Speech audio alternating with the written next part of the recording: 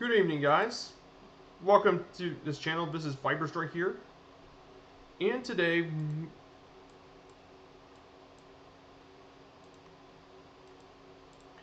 and for some reason my camera isn't working apparently. So I'm without my camera for a bit. Just hold for one sec.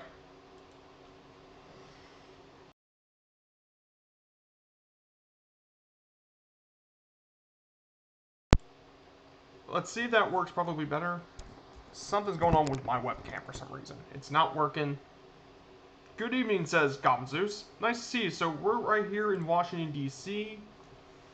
And we will be making our flight from, let me get my nav map. We're flying from Washington, D.C. to Philadelphia, as we're going to travel to the destination of the Philadelphia Phillies. So you may be wondering, what am I doing here in D.C.? Well, the reason I'm here in D.C. today is because I'm taking the Icon A5 for a trip.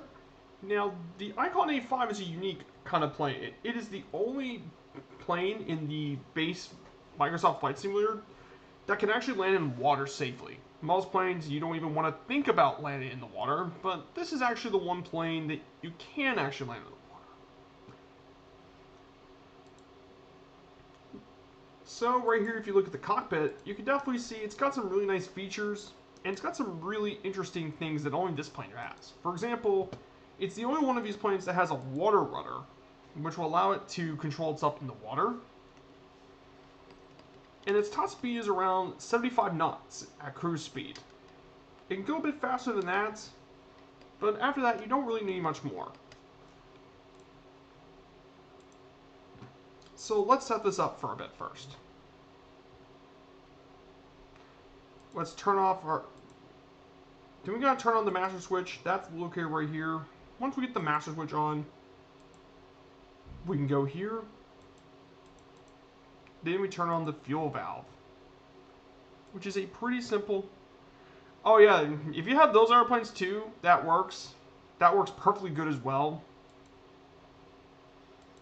And I agree with Goblin Zeus on this one. It works pretty well, but the only issue is you have to get add-ons for it from third party.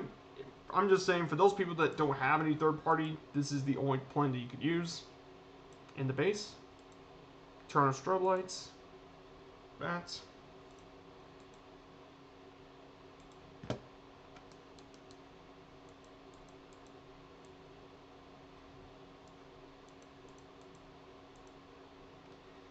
Then once we turn all this up, the Icon is a really nice plane.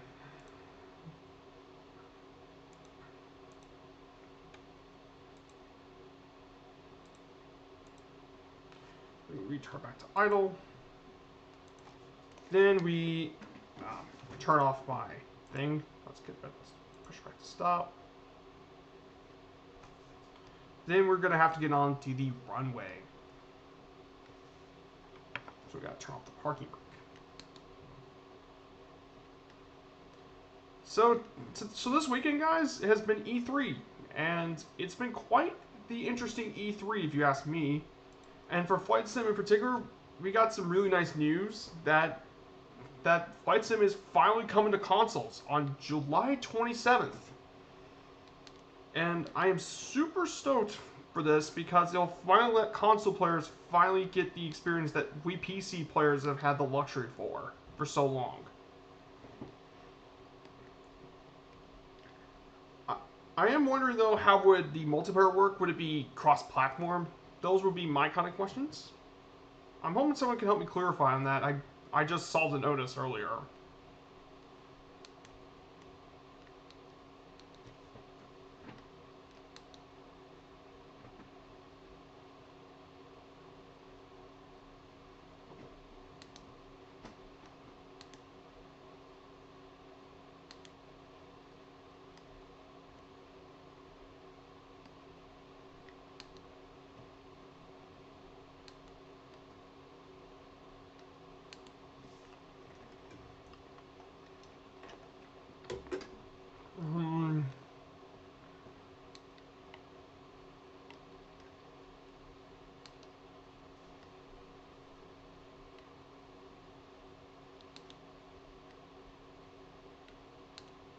So we're getting on the runway. This is runway 33. We'll be taking off from here.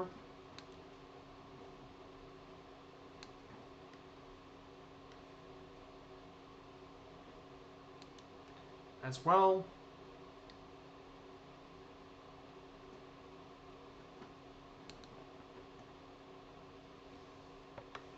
Turn off the plane. Now, okay, ATC says that we're ready to take off here at runway 33. Now I gotta lower the flaps a bit.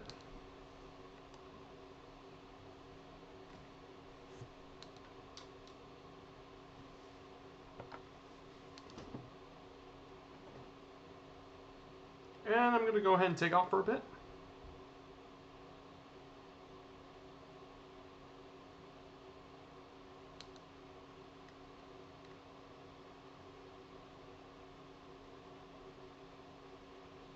And we're off.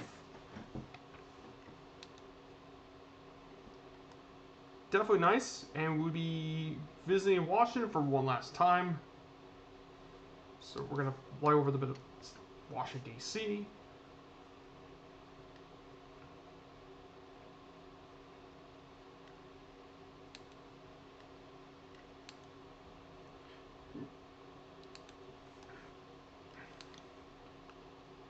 And we see the Pentagon to our northwest, and we'll be crossing over that for the last time.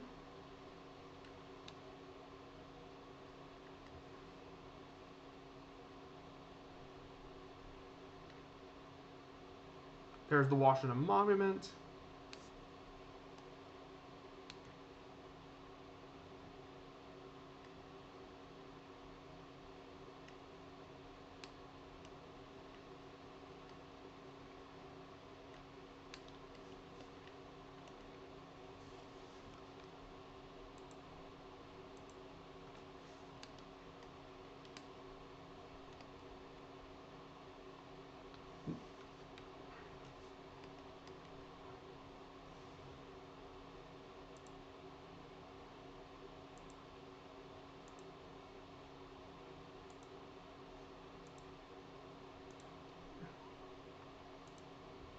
This has got some interesting things. You got your 3D vision. So this is what the 3D vision looks like this. It's basically a bigger version of what's on the dash. But we'd much rather turn back to its map. So this is kind of what the dashboard looks like.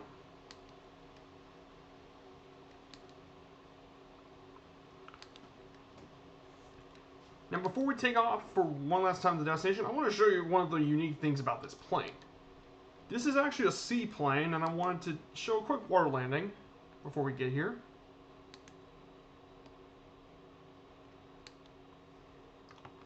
So we're going to put the landing flaps like this. Produce the power. Boom.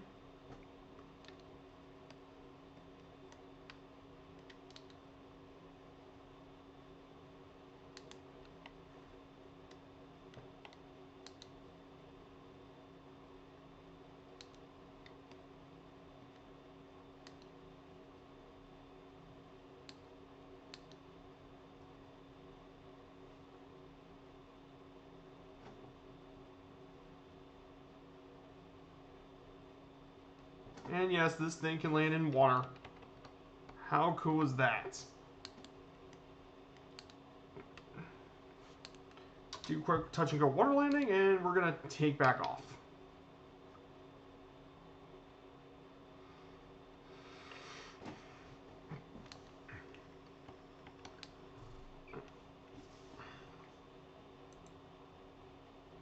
Tour, we're just gonna do a quick takeoff from here. It looks like, oh, Druid Zeus. Underneath the bridge. Look where you go, underneath the bridge.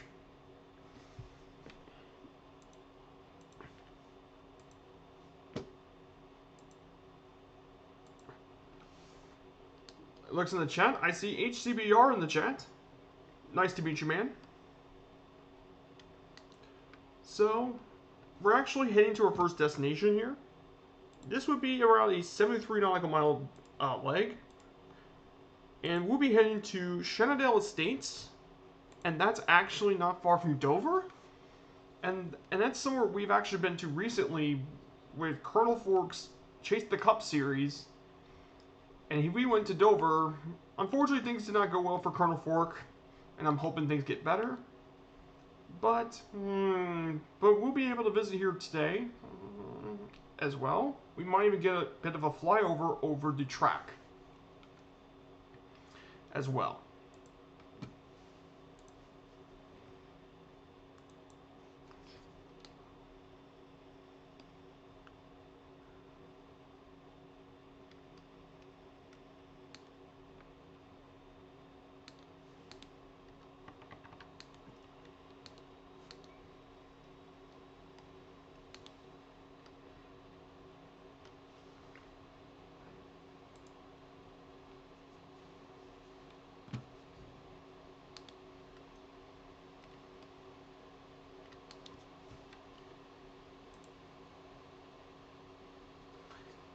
It's definitely a very different element when you take one of these planes over.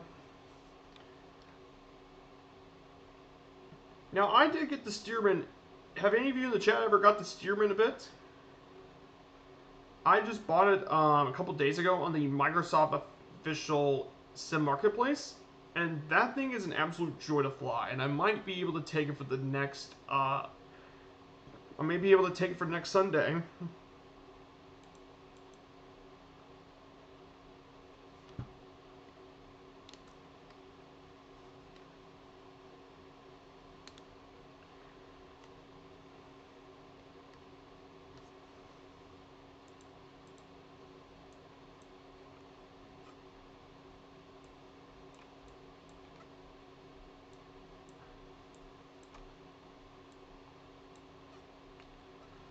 Definitely a very peaceful, relaxing flight as well.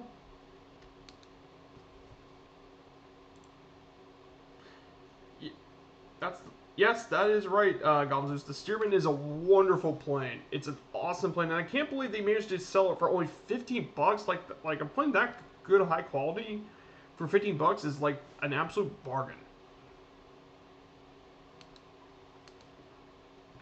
And I would absolutely take it for the next flight. For next Sunday's episode.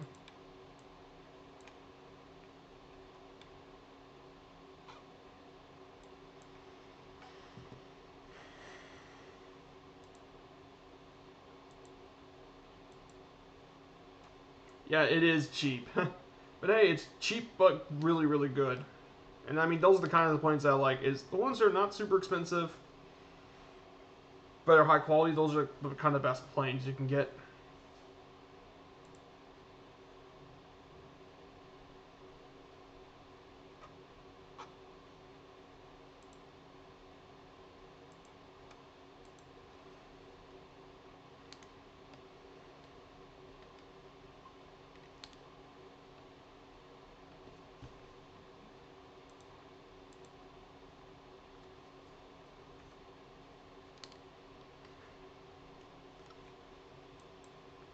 So, according to my nav map, one of the places we'll be flying over to in our nav map will be Annapolis, Maryland, and that's where the U.S. Naval Academy is at, where they train all the United States naval recruits.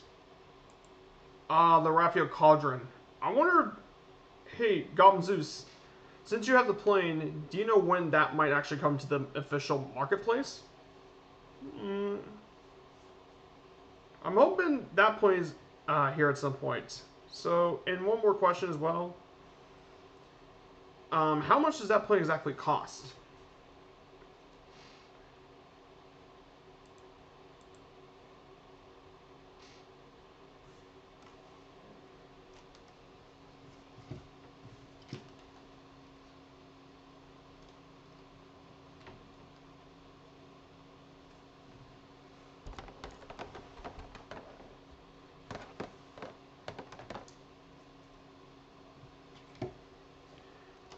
Okay, you do not know. That's fine.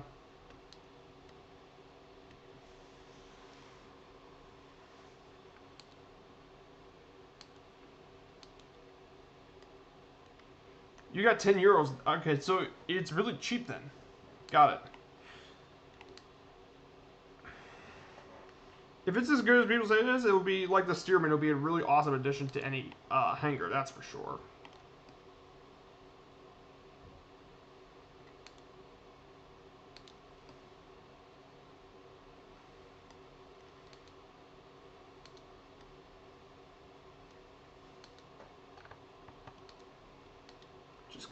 stable.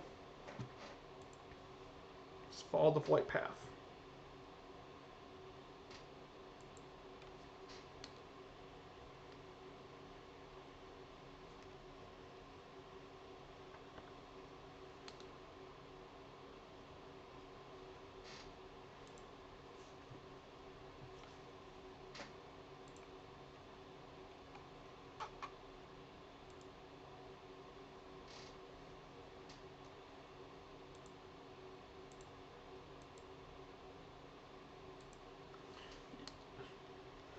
Oh, the Ryan was another one I was interested too, but that one's for 20-year-old. That means around 25 US dollars.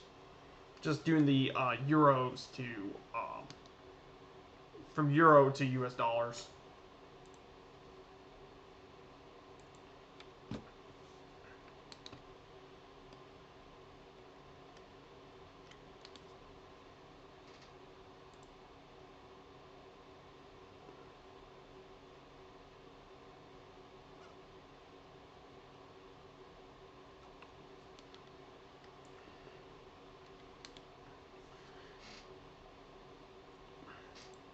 This plane's getting there surprisingly fast.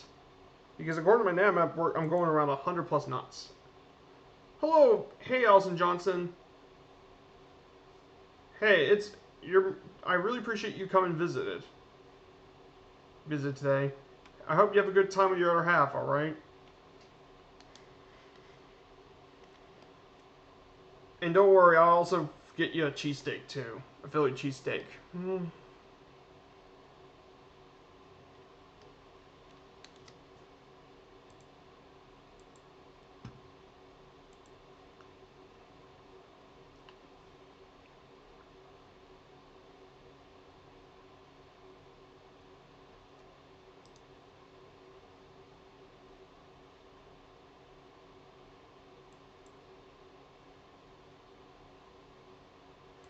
As well, you can see all the green golf courses, sort of stuff. It's definitely very interesting in terms of scenery. Let me put in my showcase.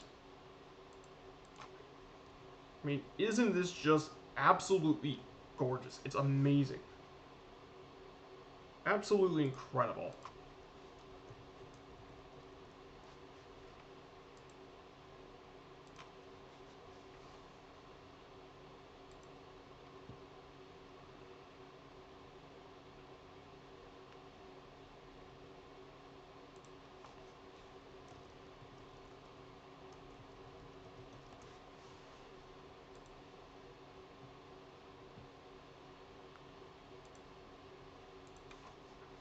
Mwah.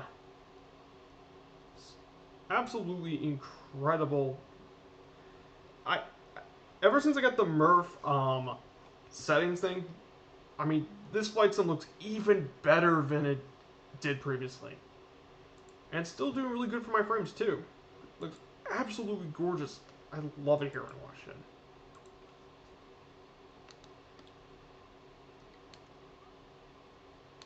Gotta re-steer this thing back in the right direction. But man, oh man, what a absolutely incredible sim.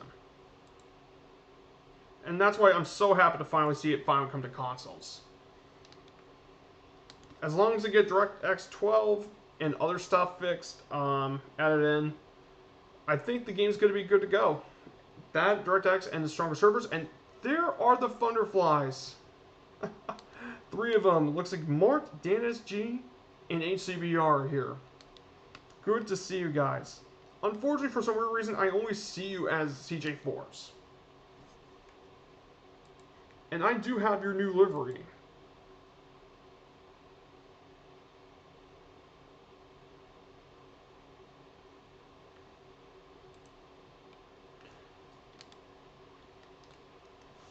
So flying shortly, we'll be heading to Annapolis, Maryland. The U.S. Naval Academy is from there.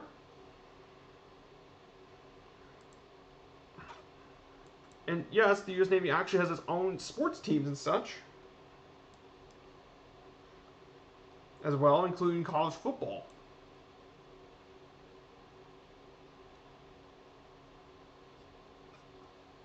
So we're going to turn left. And then not far from Annapolis is the Chesapeake Bay Bridge. And actually in this game, it's actually a POI in the sim. I think it's been there since the World Update 3 when we went to the United States, I believe. I think it was World Update 2.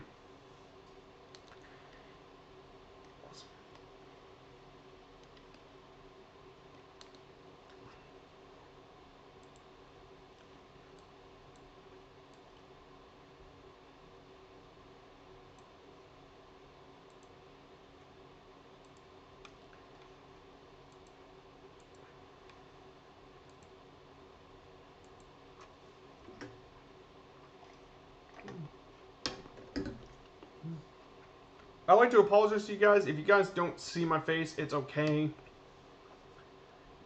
The camera thing's not working, but you'll still hear my voice and all that. So, it's not the worst thing.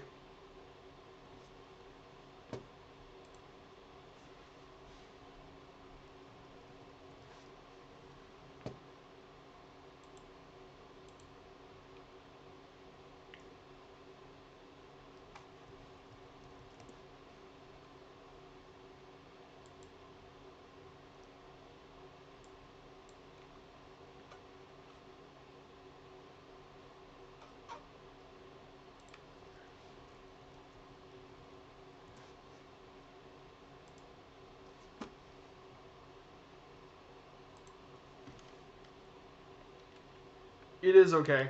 That's fine. So here, there is Annapolis here. And look at them pass again.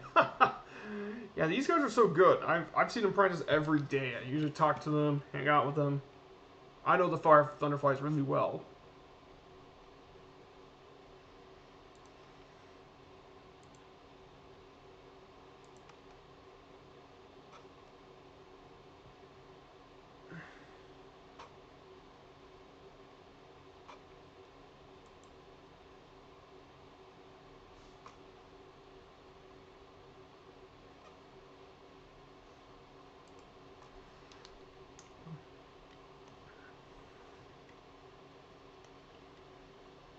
Absolutely incredible. And this guy's here is the Chesapeake Bay Bridge.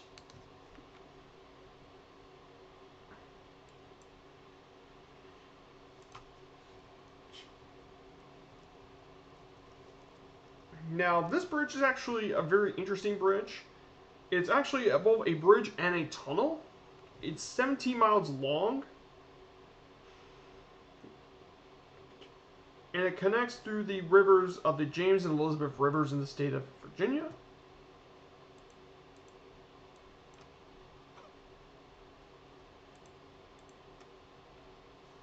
And apparently, as of January of this year, over 140 million vehicles have crossed this bridge. And it remains only one of 12 bridge tunnel systems in the world. But that's in Virginia. The real Chesapeake Bay Bridge, actually, I got confused. This is actually a dual span bridge that spans the entirety of the Chesapeake Bay. And this bridge is unique as it has a length of 4.3 miles and as the Thunderflies pass over again. And it's actually, when it was originally opened in 1952, it was the longest continuous over-water steel structure in the world. And it was officially named Governor William Preston Lane Jr. Memorial Bridge.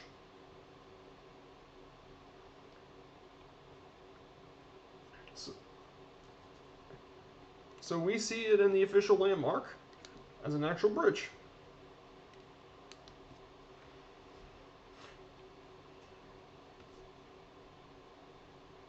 And apparently, during the first Sunday in May, pedestrians actually can walk on the bridge. And there's even a 10K race across the entire bridge.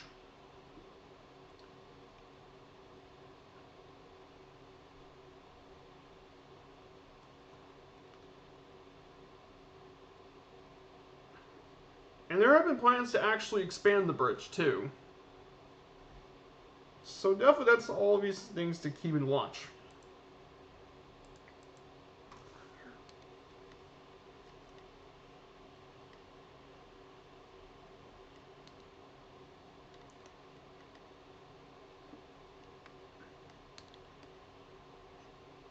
Absolutely incredible.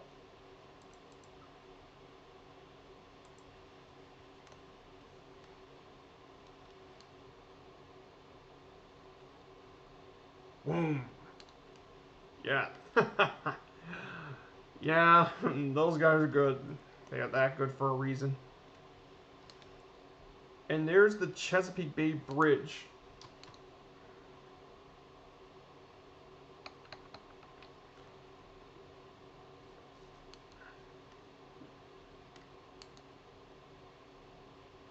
Just gonna use the drop a bit lower. I want to see this bridge a bit up close. I never really. This is my first time getting near the Chesapeake.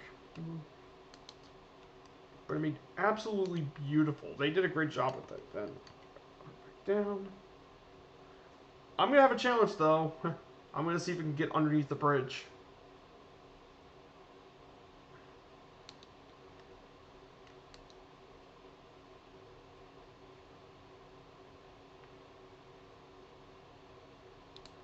Yeah, there's the Chesapeake Bay Bridge. It is really impressive. Very, very long bridge. It is. It's one of the longest bridges in the world. Definitely, probably the longest bridge in America.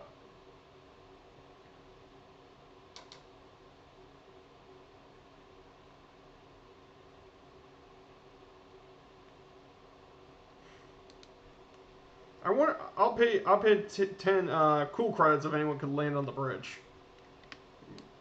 Maybe after the stream, probably.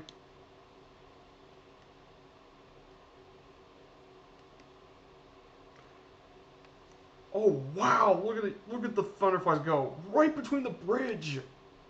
That is so cool. That's, I mean, you don't have much room to work with on this pass. That is extremely impressive.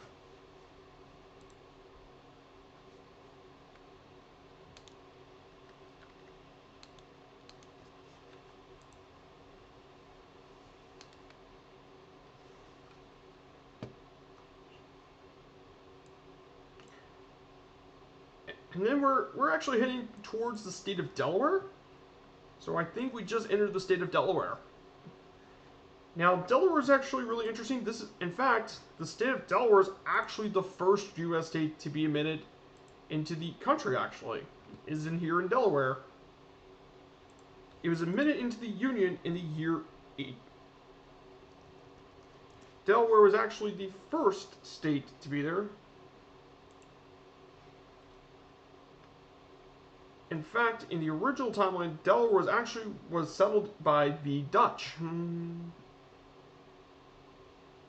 In 1787, it became the first state to ratify the Constitution of the United States on December 7th. And it's been known ever since as the first state.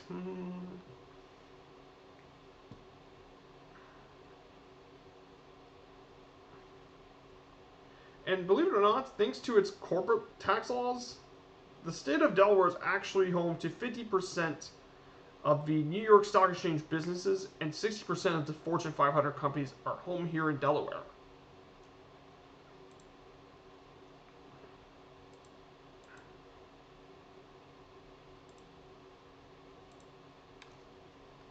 Yep, it is very nice to fly under the bridges.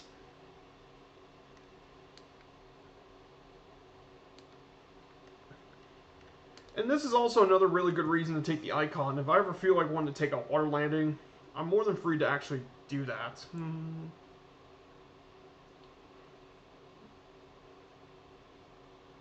So let me show you, I think, the first destination for today. So our first destination here today will make our first stop, not far from here, in Dover. Dover is the capital and second largest city of the state of Delaware. And it was founded in 1683 by William Penn, whose name is also on the state of Pennsylvania and the city of Philadelphia. Were all founded by William Penn. And he was part of the Quakers, which was a religious group that actually fled from Britain to the United States back in the 1600s. And they often settled in the state of Pennsylvania. Dover is most well known for the Dover International Speedway, which is the giant speedway that Colonel Fork and us visited during our live stream. That was our destination, but also in addition to this, it was also home to the John Dickinson Plantation, which is where they hosted a lot of the slaves back in the day, in the Air Mobility Command Museum. Because Dover Air Force Base, the Air Mobility Command is situated in Dover Air Force Base. And there are some really well-known Dover citizens. The three I know are Randy Bush, David H. Berger, and Annie Jump Cannon. Now, Randy Bush was a former professional baseball player from Dover. He was born in Dover, and he became a two-time World Series champion with the Twins. He played for his entire career. David H. Berger is currently the 38th Commandant of the United States Marine Corps as well. And he served during the Gulf War and the Iraq War and the War of Afghanistan. And finally, the last player is Annie Jump Cannon. Now, she's actually an astronomer, and she actually worked in the development of stellar classification. And she created the Harvard classification scheme, which was actually the first serious attempt to organize and classify stars based on their temperature and spectral types. And that's important in the world of astronomy. So if you ever get to know about this sort of thing, that's something to keep in mind.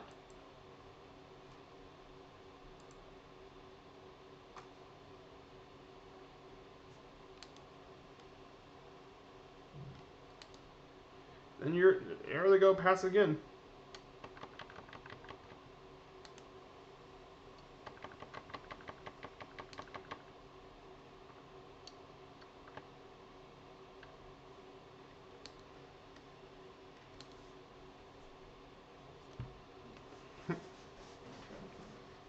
Just beautiful riverside and all that. It's absolutely incredible.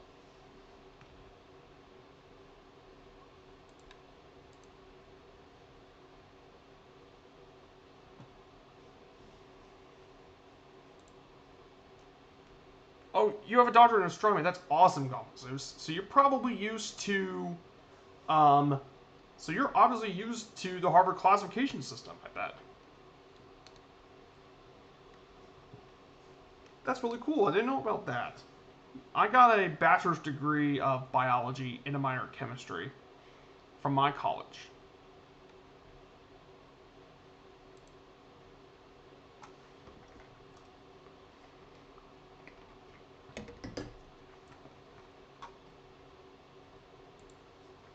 Wingway boys. It's my own way, boys.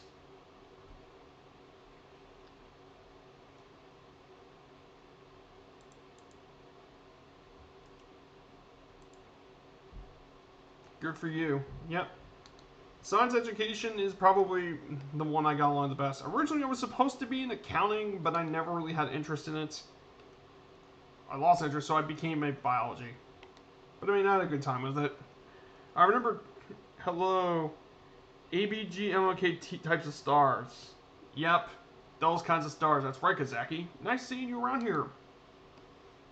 So currently, I'm on the East USA server, and I mean, all GA only, no airliners. Since the Fire Thunderflies are here escorting me, they would probably shoot down any sort of Kiknas. So don't even think about it.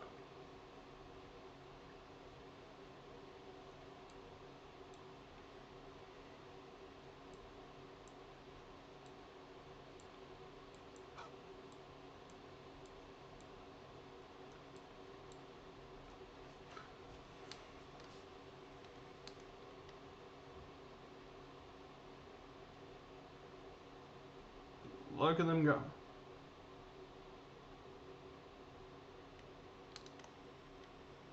Boom. That is awesome.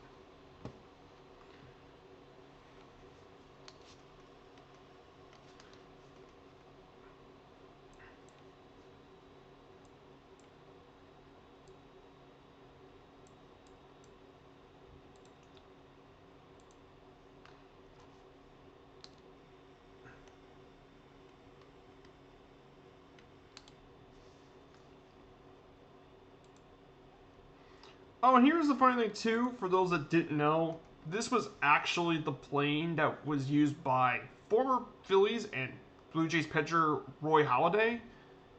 And apparently, this plane led to an accidental crash due to Halladay having all that drugs in his system. And he actually crashed that plane during a trip. It's very tragic, I gotta say. But this is actually, ironically, the plane used. So this is a bit of a weird irony to me.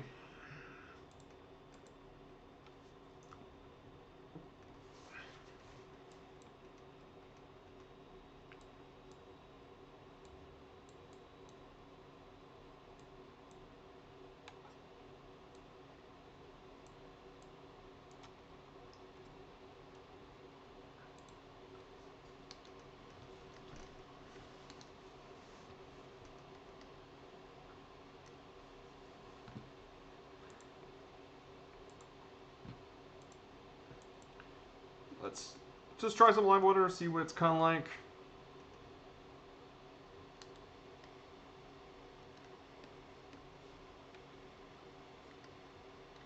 So live water looks pretty good from here.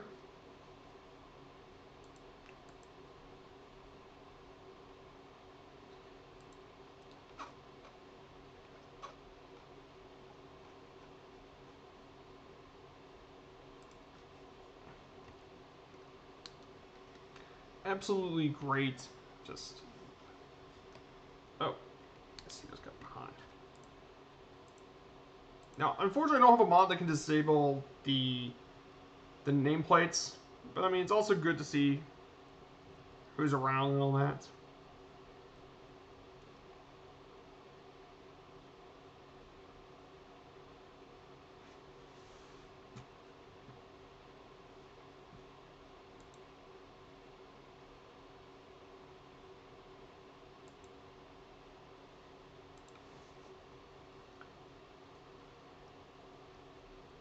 Whoa.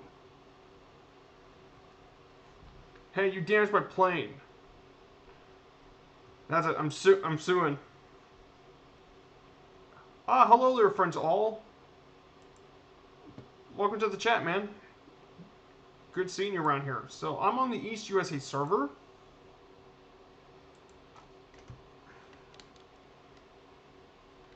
And our trip today will be taking us to Philadelphia there, friends all. So you're more than welcome. You're always welcome to join me at any time.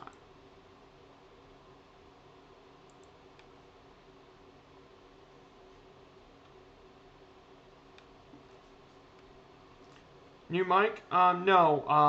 I don't sound different. My camera's not working though, friends all. For some reason, my camera is not working, but my mic is the same.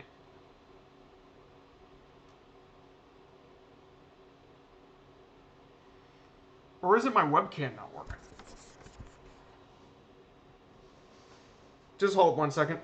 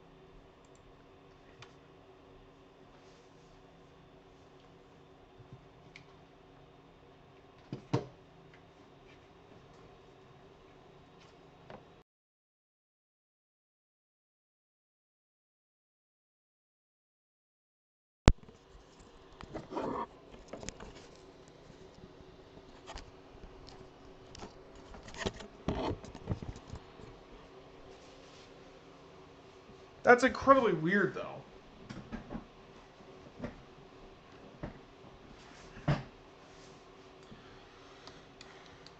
That's so odd.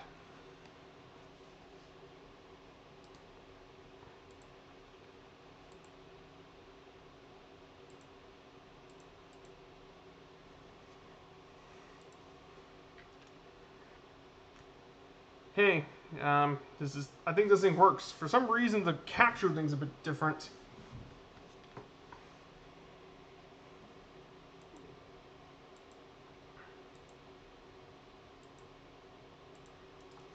Hey, my camera's finally back on.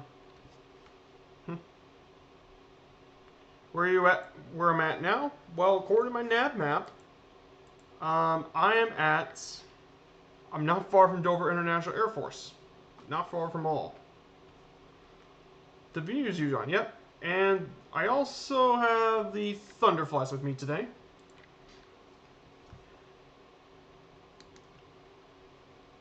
Yes, can see you. Good. Finally got this whole camera thing worked. I was wondering what was wrong with it.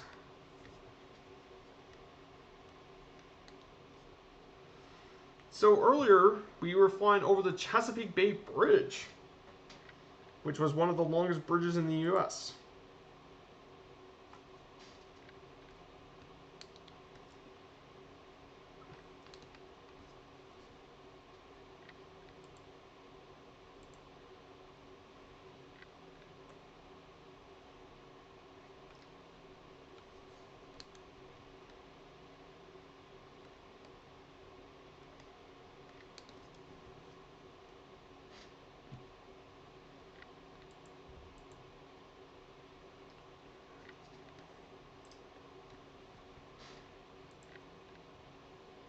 So, if you guys didn't, I think I said this earlier, but Microsoft Flight Simulator is finally coming to consoles, and I'm so happy. And in fact, it's coming sooner than I was expecting. I thought it would have been out on August, but it turns out it's coming out in July 25th, which is going to be really exciting. I think the things they really need to work on, I'm hoping they can get the servers to be far more stable. Because that is a huge priority right now, is a more stable servers. That would be a huge help, especially with the fact there's going to be so many more people playing on this on consoles.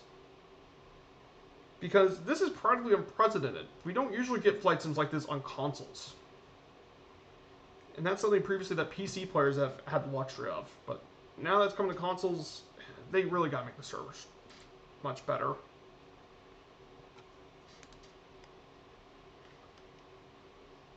Approaching now 3,000 feet.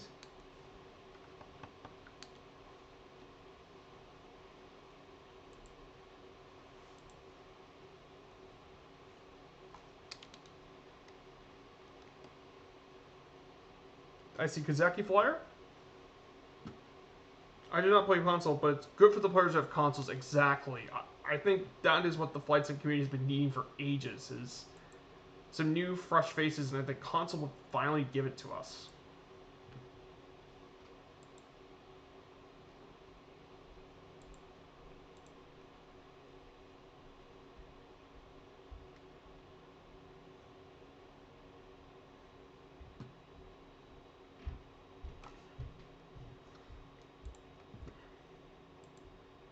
Look at you all go. The scenery is always nice. The scenery is always very, very nice. That's one of the other things they did a great job with. The sub would knock out of the park is the scenery. In previous games, like X-Plane, I've really never played X-Plane or anything like that, but even in FSX, the last one I played, in order to get scenery this nice, you would have to pay lots of money for it to get the scenery. This, you get it straight out of the box, and Asobo is going to keep updating with new data. And all this you don't have to pay a penny for, which is really, really awesome. And I think that's one of the smartest things Asobo's done, is consistently making the updates.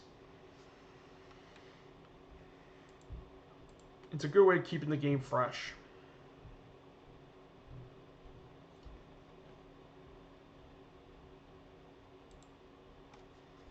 And I think we're not far from Dover. We're actually very close to Dover. So I'm going to lower it back a bit.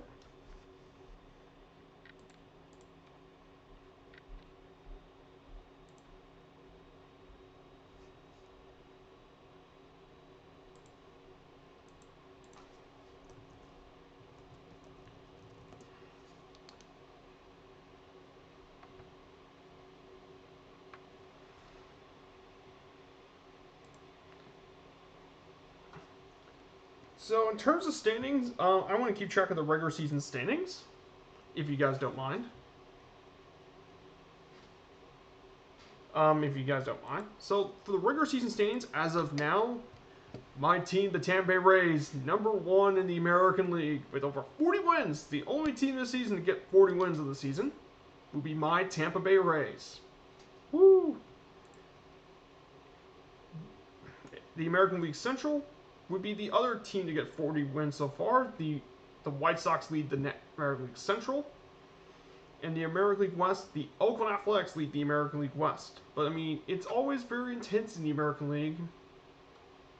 But I mean, the AL East is kind of a tough division, and so is the AL West. For the National League, the New York Mets are currently leading the Philadelphia Phillies 4 games ahead, which is where we're going to be visiting next episode. And there's the Phillies at second, where we're visiting today.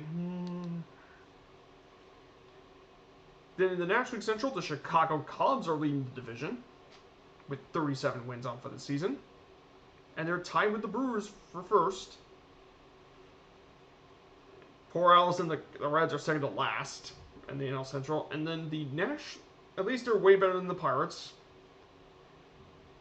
And then finally the National League West, the Giants lead the division alongside the LA Dodgers. So kind of an interesting thing to point out for the standings as well. And that's something I'll do periodically. Probably like my first stream or 2 streams a month, I'll probably show you the standings. And I think that's going to be very interesting to learn about.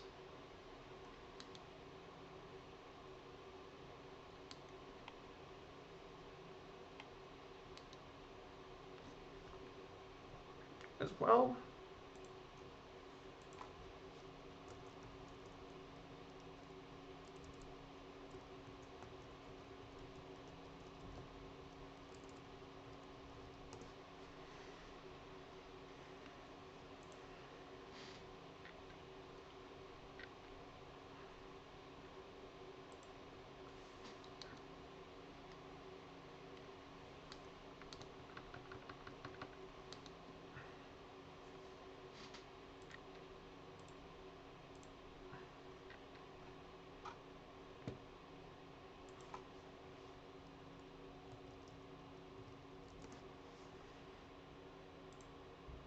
As well, I'm looking for July, so let me get to the July schedule. July 3rd. Well, the reason is I was thinking about doing my All-Star stream on July. I was just checking the calendar, and we're overhead of Dover right now.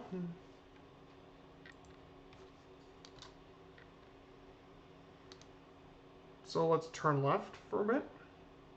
So overhead of us, that was Dover Air Force Base, home to the Air Mobility Command. And that's where they're at.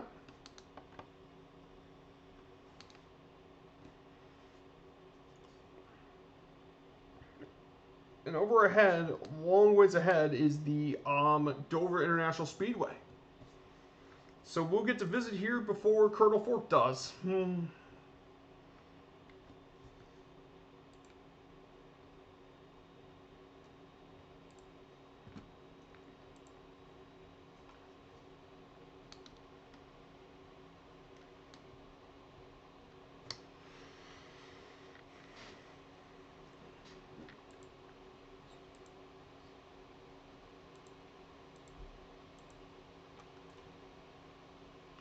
Now, if you guys wonder why I wanted to know All-Star Weekend, is because this year it's actually being held here in Colorado.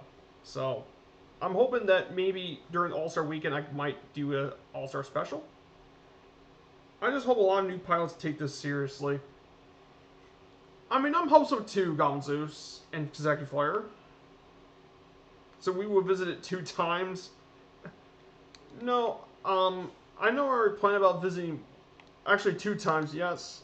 But what I meant is we'll be the first ones on stream to visit Dover.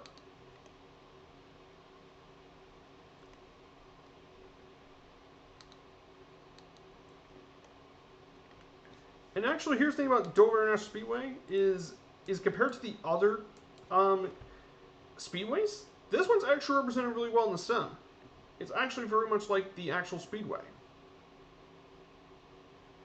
And we're actually going to prepare to land, so I'm going to take the flaps. Gonna put out the landing gear.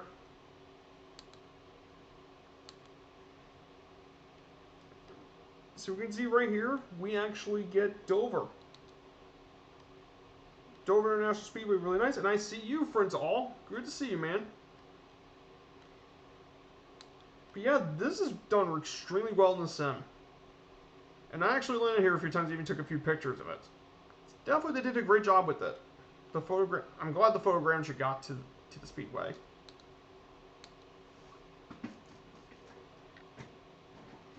Gotta get ready for the landing.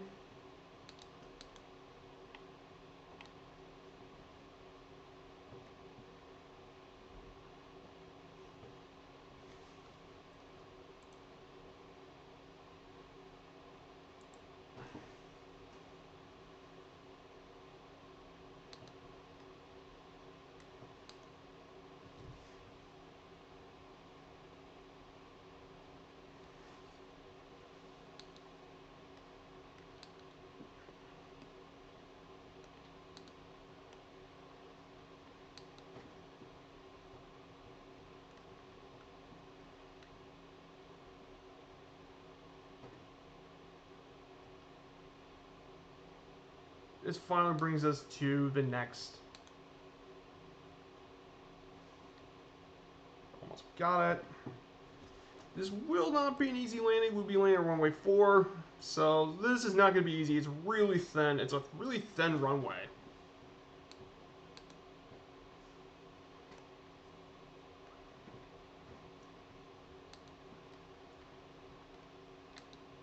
It's not going to be easy to land this thing.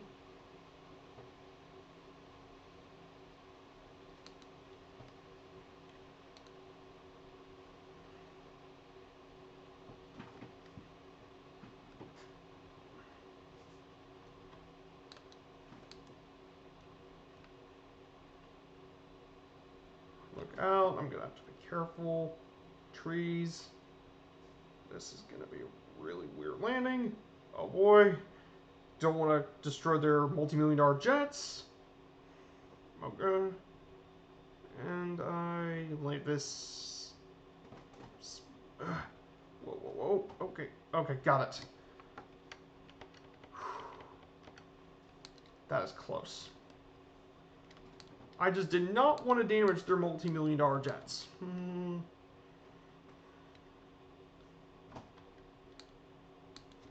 Park. Turn off the engine. So let's turn off the magnetos. Set the magnetos. That will turn off the engine.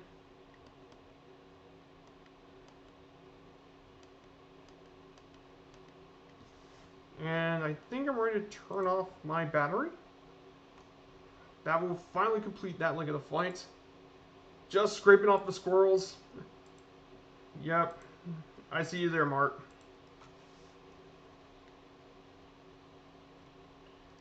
There's friends all. Great job. Here's Kozaki Flyer.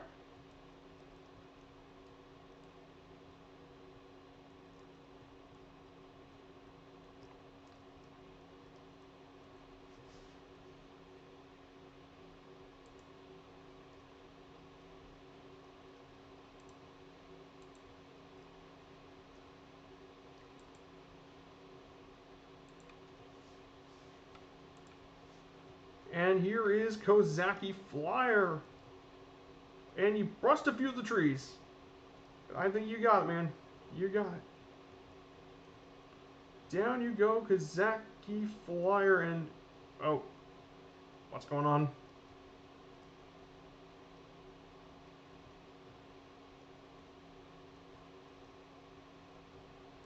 I see Drew Zeus.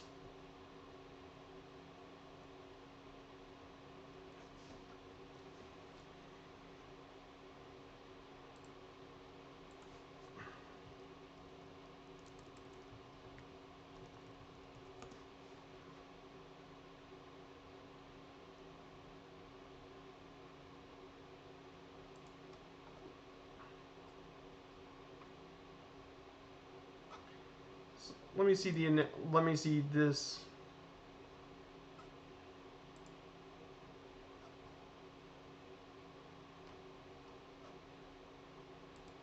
Wait a minute. Wait. They said they're going to come up with a Top Gun expansion? So, no way. Are they going to actually bring an F-18 Hornet into the sim? Oh my gosh. No, that would if they bring a Top Guns, I'm gonna freak out. Dude, I wanted to fly an F-18 from the sim, a Sobo F-18. I think the Thunderflies have now just found their new plane.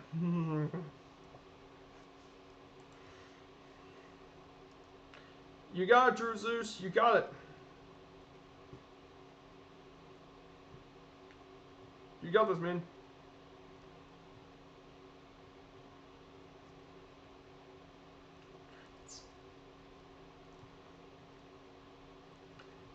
You got this. And you're down, Drew Zeus. Wonderful.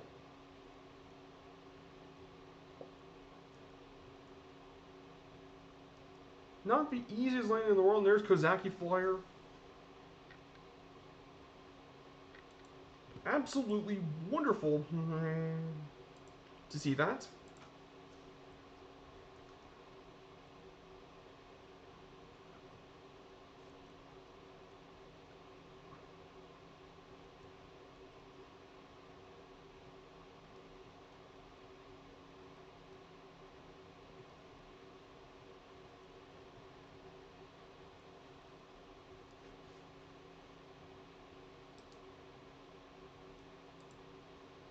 And there goes Kozaki Flyer.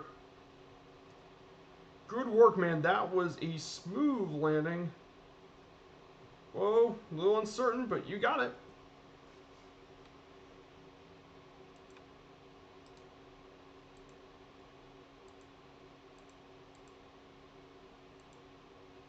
He landed the speedway.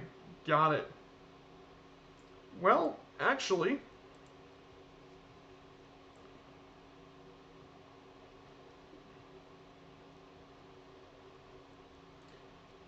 I think it's time for me to exit. Time to exit out the sim and get ready for the next part of the flight plan. So I will be switching over to the Aerolite 103 for the next 2 legs of the trip.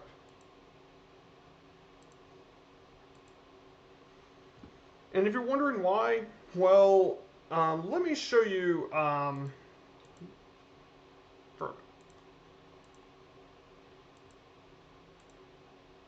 Well, if you want to know a good reason for this,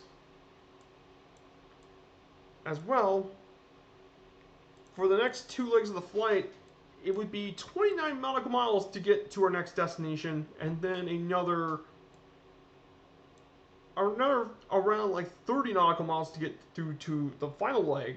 So why not just take the Aerolite do the next 2 legs, since it wouldn't be taking super long.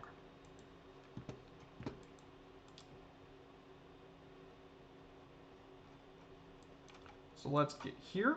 Let's open up my new. Let me get the next part of the flight plan.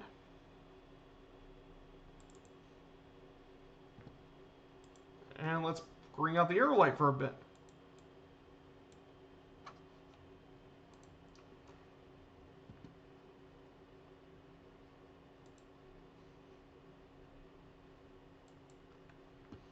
You know you could drive that plane in the Speedway. Yeah, that was fun. Yep, you could drive the plane on the Speedway. I just wouldn't recommend it, though.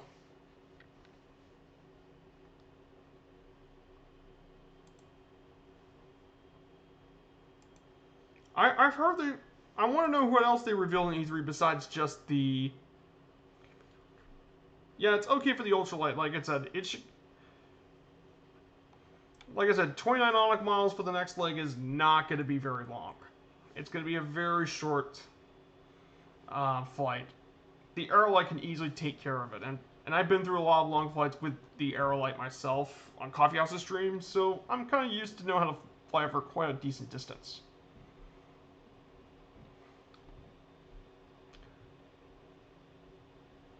So next is we're going to get to our next destination. So our next destination is here in Wilmington. Wilmington is actually the largest city in the state, and it lies on the confluence of both the Christina River and the Brandywine River. It is most well known for the Wilmington Blue Rocks, which is the baseball team that's actually located there. But also, in addition, it's also home to the Nemours Estate, which is a 107-room mansion, and the Hagley Museum, which is the local museum in the region. Now, for famous people, probably the most famous person currently is actually Joe Biden, and he is currently the United States President of the United States. Bill McGowan and Major League star Paul Goldschmidt. So then we're going to get back to the end game. I'm here in the Aerolite 103 on the runway as well. These for myself.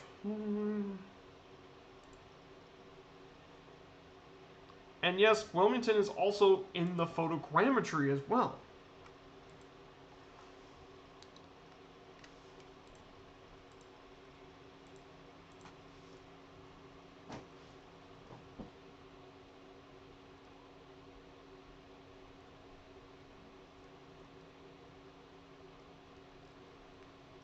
So I'm waiting for the other people upload in first. You're charging. Got it.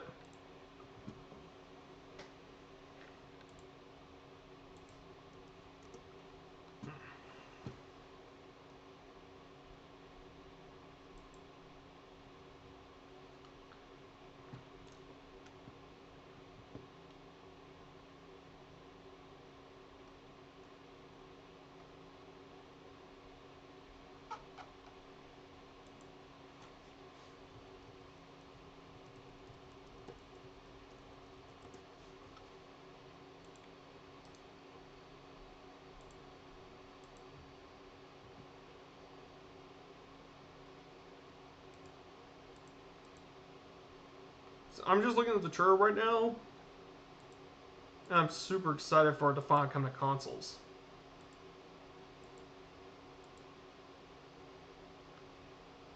I wonder if they're going to come up with new liveries for all the planes, not just third-party liveries. Oh, dude, this is just... Oh, no way.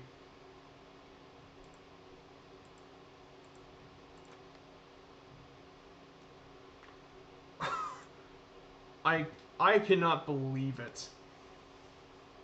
Though, I saw the trailer, like, I freaked out, like, what? We're getting an F-18. That, I mean, do you know how happy I am?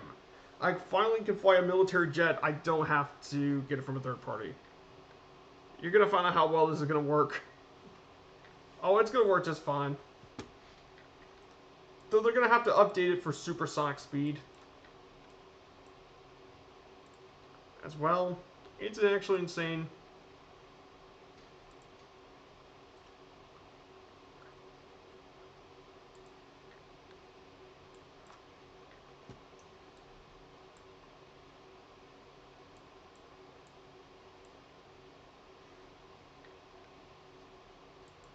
And there's Catbat9. He just arrived here. Good to see you, man. Druid Zeus.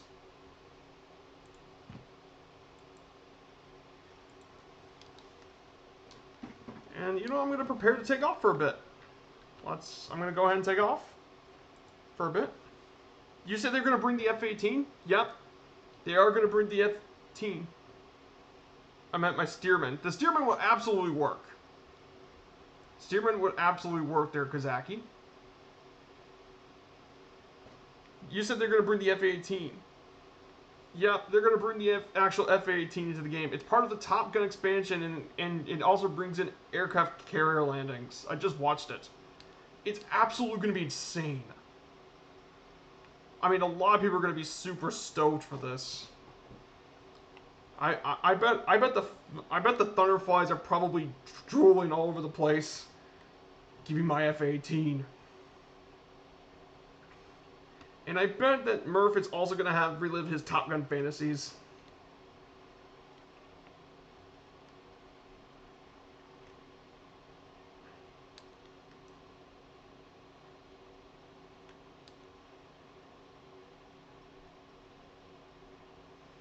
absolutely crazy.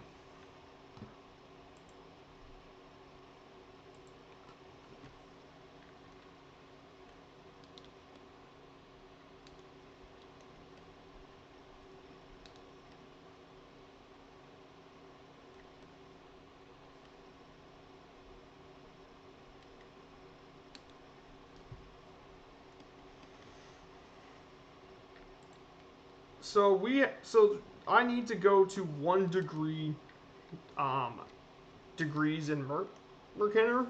So I need to go 0.1, which is this direction right here.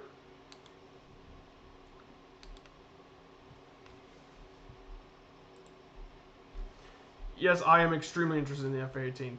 I mean, and the fact too, I mean, I'm gonna be super excited. We get to finally actually have a good F-18 too, not like one of the. I remember they originally came out with a add-on F-18, but that one was not good. But we might finally get to say a quality F-18 into the sim, which I think is gonna be great.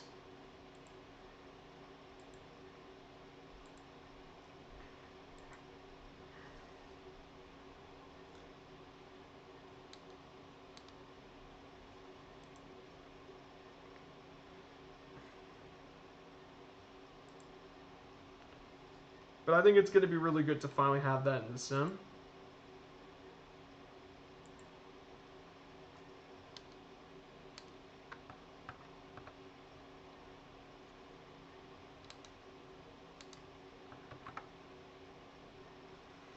So, turns of my slideshow. You mean to lower the sound for the stream?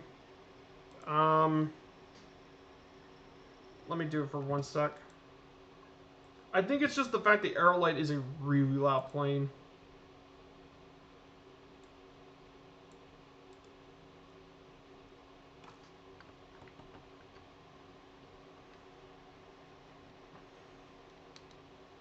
I lower the sound there, Goblins. Is that better?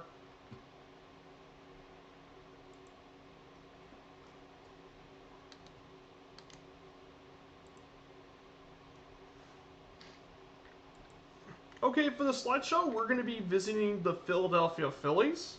Now, they are the baseball team from the city of Philadelphia. They were established in 1883 as the Quakers, and they have been playing in the National League ever since. Currently, their team colors are red, white, and blue, which is a lot of teams actually wear red, white, and blue. Originally, they used to wear maroon, which was a more unique color than just your normal red, white, and blue, but they don't do it anymore. They have won 2 World Series championships in 1980 and 2008. They won 7 National League pennants in 11 National League East Division titles. And they currently play at Citizens Bank Park, and that's in the sim too. They photogrammetry that as well.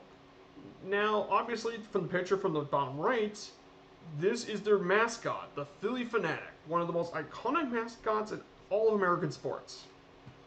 He's definitely the wacky color. He was invented back in the early 80s, and he has become a very popular mascot ever since.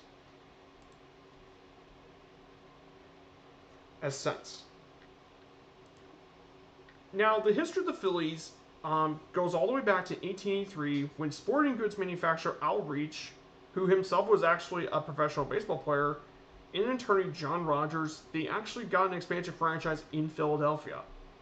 And the new team was nicknamed the Quakers, and they had a terrible season. They only won 17.3% of their games, which is still the worst in franchise history.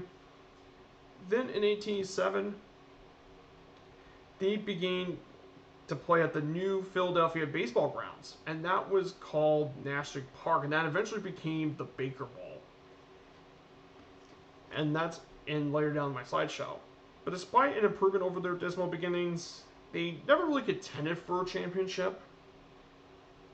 However, then the biggest blow for the Phillies initially came with the American League when it was founded in 1901, and many of their better players of their team defected to the Athletics, and they were owned by former owner Benjamin Scheib. And in 1904, they lost 100 games that year as well. But the Phillies, for much of the early 20th century, were not that great of a franchise for much of the 20th century. Then in 1915, they actually won their first ever pennant, and they pitched by legend Grover Cleveland Alexander, and with the bat of Gavin Cavett, who set the Major League season home run record with 24. Now, currently, 24 home runs sounds like, okay, a pedestrian season, but at the time of the dead ball era, that was extremely impressive at the time. And they had a 1962 record, which was actually quite good at the time, but they lost to the Red Sox in 5 games. And the next year, they continued to dominate the National League in 1916, but they couldn't get the pennant. And after Grover Alexander left the Phillies, they only had one winning season in 1932 from the years from 1918 to 1948. They only had one winning season since at that time, which, yeah, meant the Phillies were not going to be a winning franchise anytime soon. Then that would bring us to the 1950s, though. After 1948, things started to change. The Phillies actually developed a solid core of young players that would include future Hall of Famers Richie Ashburn and Robin Roberts, and they were called the Whiz Kids because the average age of those players were 26 years old, making them one of the youngest teams in the league, and they managed to actually win the pennant, their second pennant actually, but they got absolutely beaten by the Yankees in that World Series, and mind you, those 50s Yankees teams were absolutely ridiculously stacked. They had such ridiculous talent that there was very few that could beat the 50s Yankees. Many thought they would actually become a dominant force in the National League, but however, it was only a flash in the pan, and by 1958, they were in last place. And Jim Constantine, the picture on the right, he was the MVP of the 1950 season.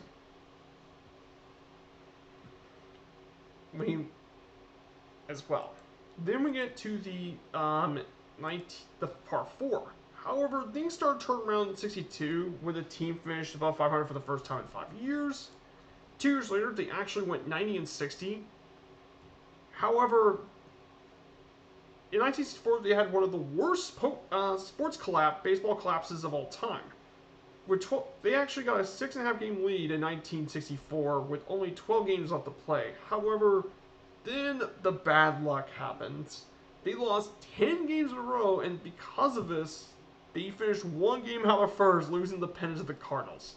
This was such a major collapse that it was dubbed the Fold of 64. PHOLD of 64. Very, very infamous moment, and sort of reminding you why you should take every one of your games seriously. Now, the Phillies remained at Connie Mack Stadium until 1970, after they moved from the Baker Bowl in 38. And then, with the final game there, they avoided last place by beating the recently expansion team, the Expos, 2-1, and they removed many things from the park. They included chairs, outfield panels, and baseball equipment. They were all moved out of the stadium as well. In 72, the Phillies were among the worst team in baseball, but funnily enough, their newly acquired star, Steve Carlton, won nearly half their games by one pitcher. Yeah, he won 27 of their 59 wins. And he was awarded his first Cy Young, by the way.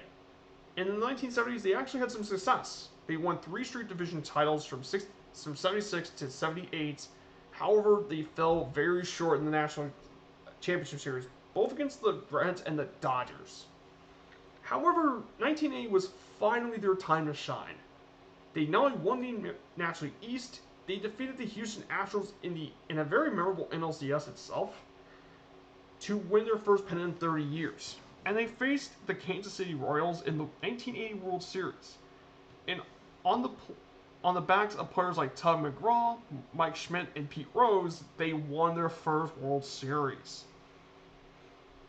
as a result. And Tug McGraw was a major piece of that 1980s championship team as well. He was actually the previous star closer for the New York Mets, and now he plays for the Phillies. However, the Phillies, after that 1980 World Series, never were the same. In '83, they went back to the World Series, but they actually lost to the Orioles in that series. And they kind of declined for a bit, but in the '90s, they started to get back into form. In the '90s, the 1993 team in particular were unique as they were dubbed Mantra Row thanks to players like John Kruk and such. They become Mantra Row, known for their unkempt hair, and they powered their way to a 97-65 record and NL East division titles. And that was all thanks to a big April when they went 17-5, and they basically carried that lead ever since. Then they beat the Braves in the championship series 4-2, which gives them their 5th pennant in franchise history. However, they lost to the Toronto Blue Jays in the World Series of '93, and they were the defending champs. And by the way, for that series, I'll probably say it again when we talk about the Blue Jays, that series was ended by a walk-off home run by Joe Carter. And I'll talk about that a lot more when I get to Toronto. However, between 1996 and 2002, after that, they drafted players that would be the core of their team for years to come. Jimmy Rollins, Pat Burrell, Chase Utley, Ryan Howard, and Cole Hamels. And the Phillies continued to contend for the next few years, with the only blemish being in 2002. However, the real golden age for the Phillies was actually starting in 2003. The Phillies never lost from 2003 all the way to 2014. They never went below 500 during that time. And the team has won 5 straight NL East championships from 2007 to 2011. And in 2004, they moved to their current home, Citizens Bank Park. In 2008, the Phillies won the pennant against the Dodgers, and they beat my Rays in 5 games to win their 2nd title. And by the way, it's their most recent championship. The next year, they returned back to the World Series, only to lose to the Yankees, and that is also their most recent World Series appearance. While they still continued to do very well for the division itself, they never really got beyond the arc. In 2010, they beat the Reds in the National League Division Series with Roy Halladay, their recent new addition, Roy Halladay.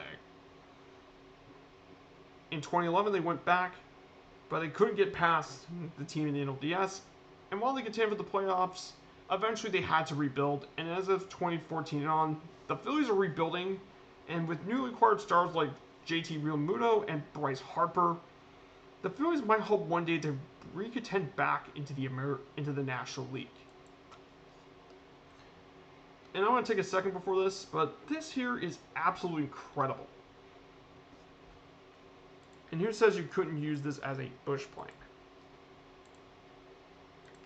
Now, the Phillies have had quite a few legends over the years, but let's talk about their first major legend, and it's actually a player that I've recently discussed in my series. That is Grover Cleveland Alexander. Now, he was one of the finest pitchers of his era back in the day. He pitched from 1911 all the way to 1930 with not just the Phillies, but the Cubs and Cardinals. He won 373 games in his career with a 2.56 ERA and 2,198 strikeouts. He has won 3 pitching triple crowns, which leads the league in wins, ERA, and strikeouts. 6 times he was the National League wins and strikeout leader, and he was 4 times the National League ERA leader, meaning he had the lowest earned run average. In addition to this, after his career is over, he continued to play baseball, and he hosted his own team.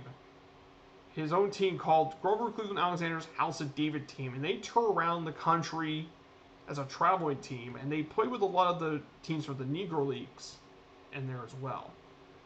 And the fun fact about him is that he was actually the subject of his own bibliographical film called The Winning Team, and he was actually played by a certain man named Ronald Reagan. And that guy later became a U.S. president for the United States in the 1980s.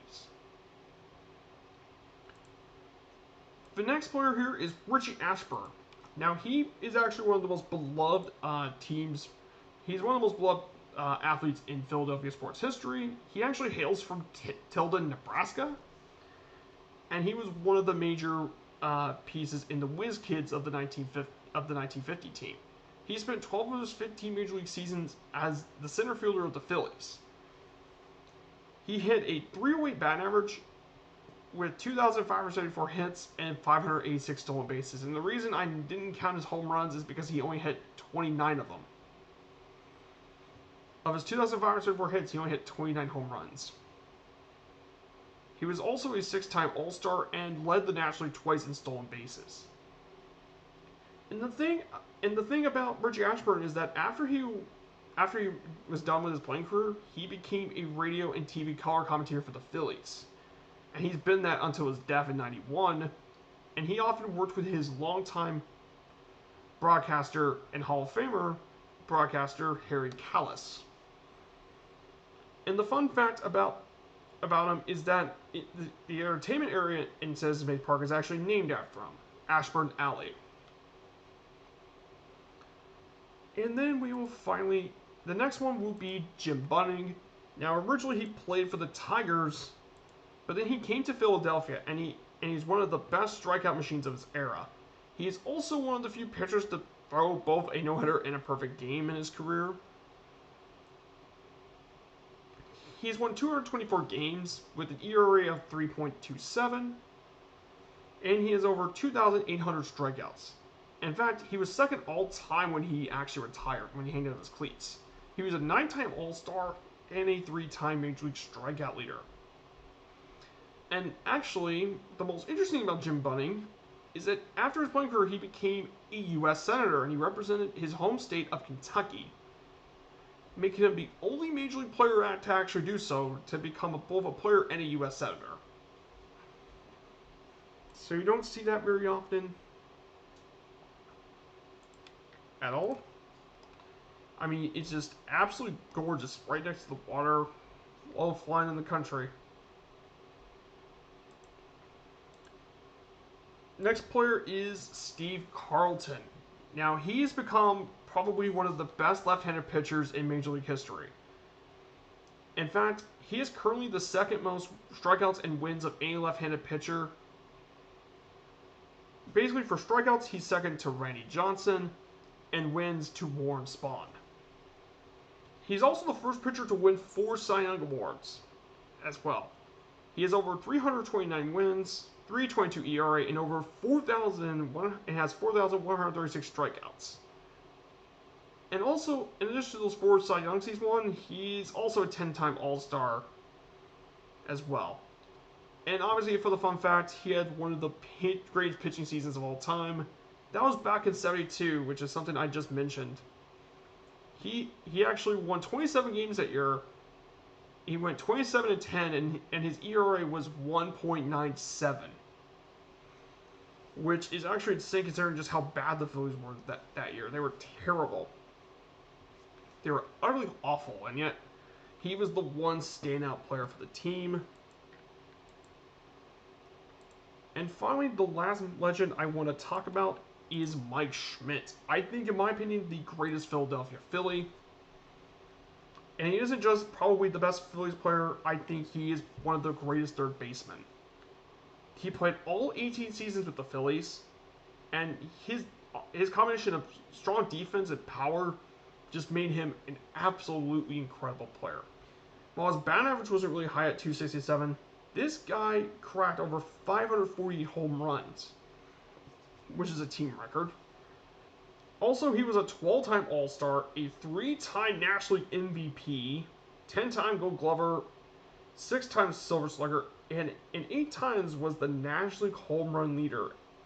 And the last thing about Mike Schmidt was the fact he was part of the MLB All-Century and All-Time teams, meaning he is one of the greatest of all time. And the last thing about Mike Schmidt is his batting stance was kind of unusual compared to a lot of other players. So I think that is basically my slideshow for a bit. It turns out we're not too far from Wilmington. We're actually cruising here very nicely.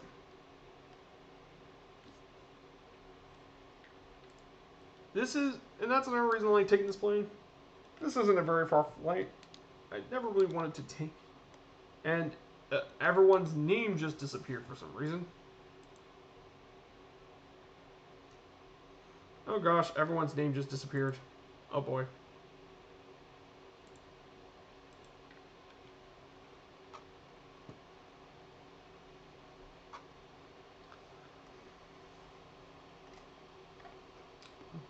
Wait, it says it's come free?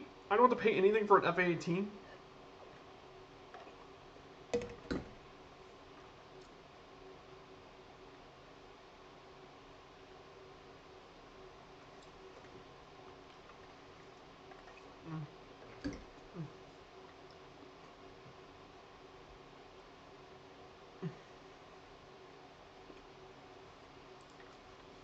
Oh man, the whole... Nope, the steerman was too fast, 70 knots. I dropped her in the trees. Oh, Kozaki. Oh, that was funny.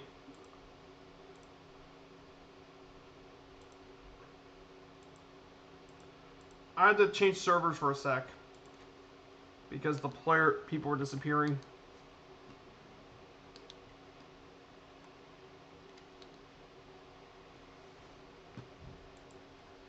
That's so weird. The names aren't showing up. Okay, now I see all your names again. Druid Zeus, I see you. I see friend all over there.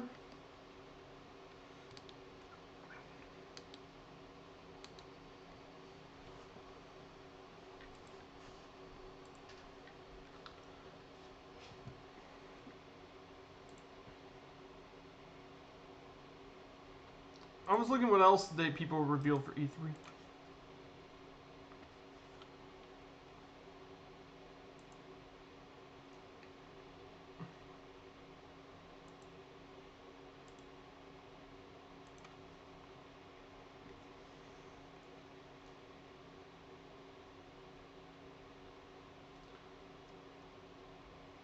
Oh, they also, wait a minute, they also come with Forza Horizon 5? Yo, that's gonna be sick. The new Forza.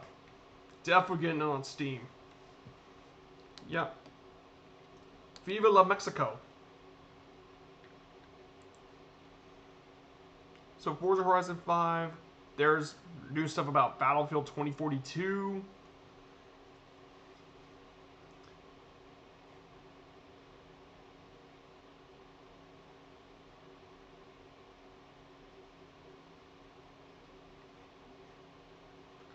Oh, it's going to be good. 2021 is going to be a good year. Then there's Starfield. Oh, it's going to be a good year for games.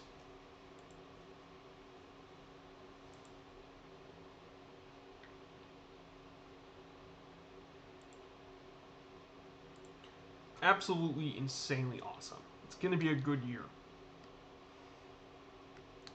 But I mean, this is absolutely stunning. I know getting onto the Icon and all those are amazing to fly.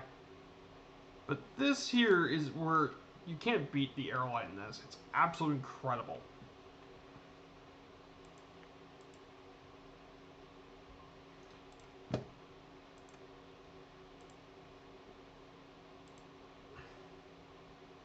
Flying, got the code.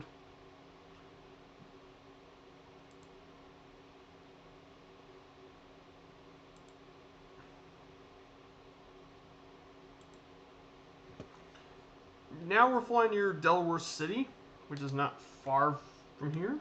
We're getting pretty close. But absolutely gorgeous to fly over.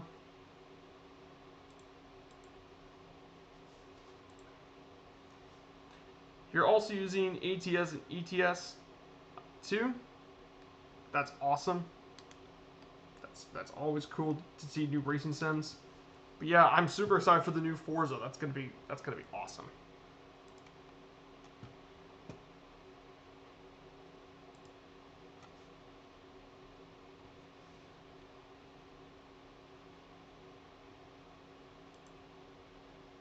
So apparently, it looks like I'm flying over a bunch of refineries because it looks like the Delaware City refinery is right here.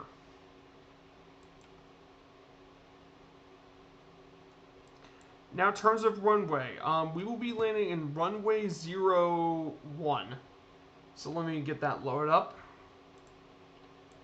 So 0-1 is where we're going to be landing right there. We'll be landing there for the second leg of the flight.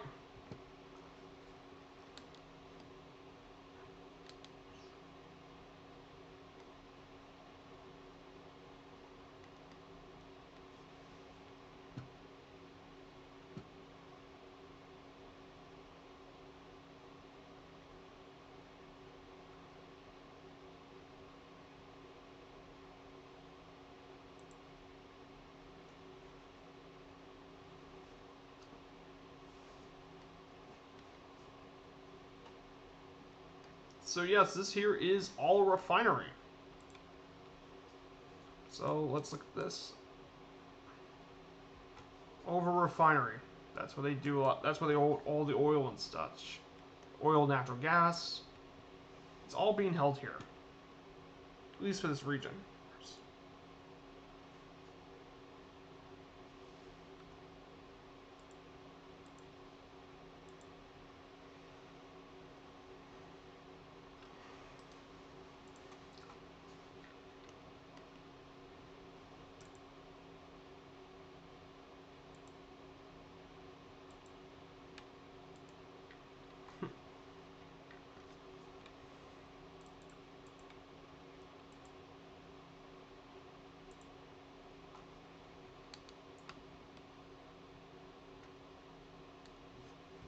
Dangerous stuff. It is. All that for fire is dangerous. Like, they have to take a lot of extra security to handle that sort of stuff. That's correct.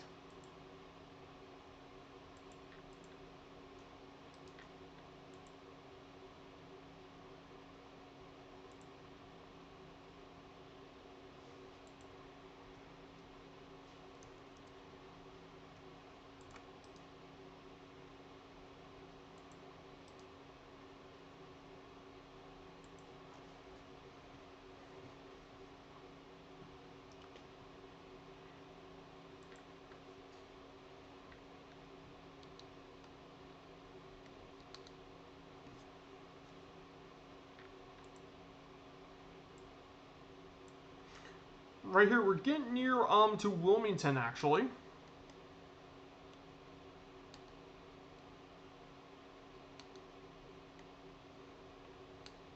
Now, I think I can see all the way over there. There is the Philadelphia skyline.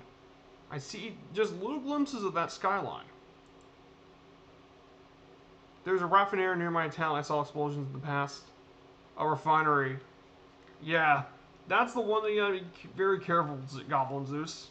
It's extremely dangerous to house this sort of stuff. Like, any wrongdoing and everything can go wrong.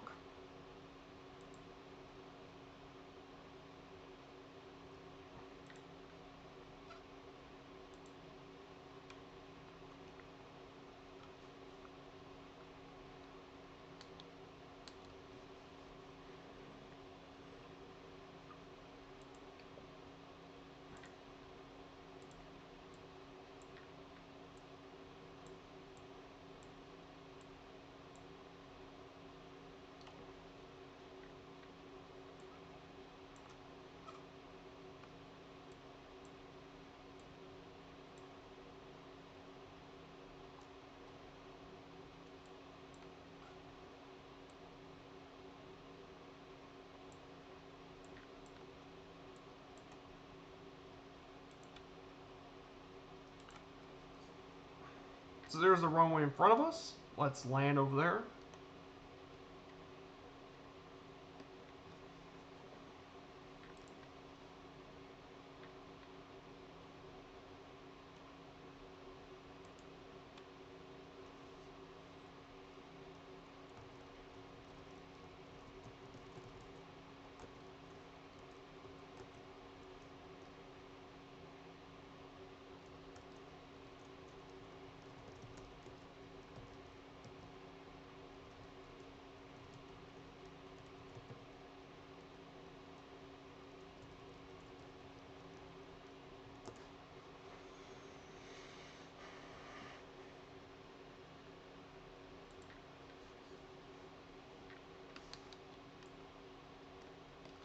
There she is.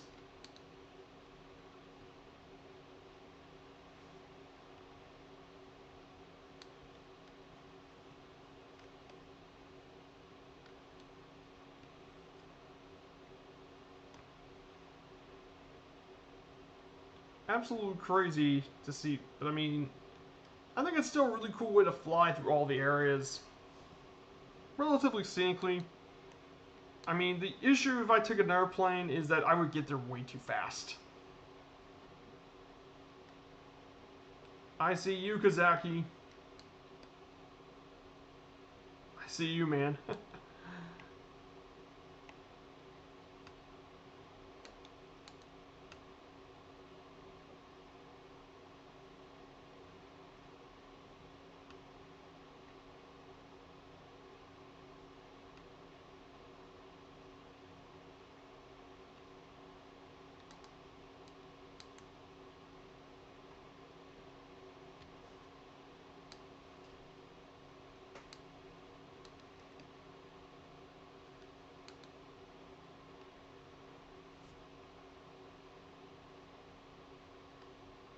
So let's land here. Take.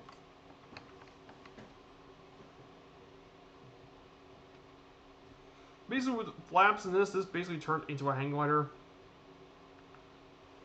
But I mean, this thing only needs 100 to 200 feet of runway. You're 4.5 kilometers away. Well,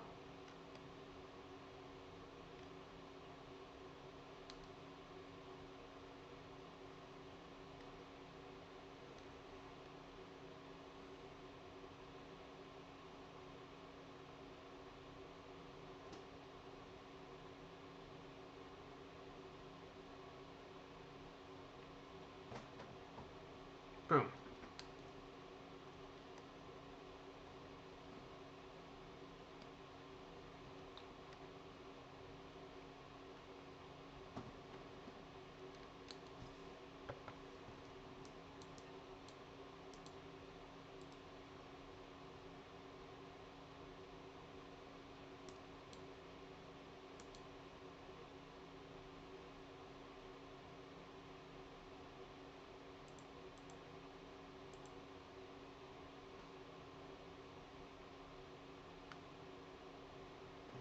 "35-minute flight? That's not actually bad."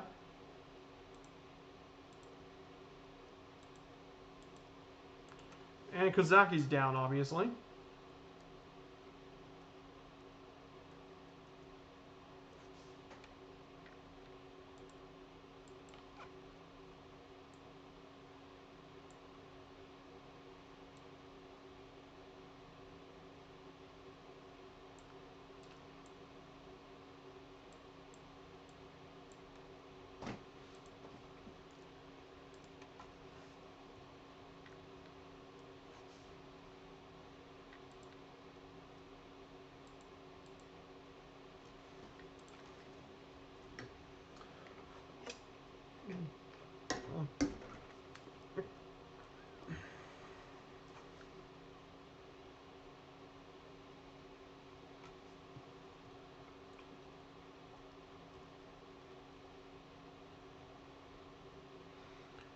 Drew Zeus, you are... Damn. You're gonna get here soon.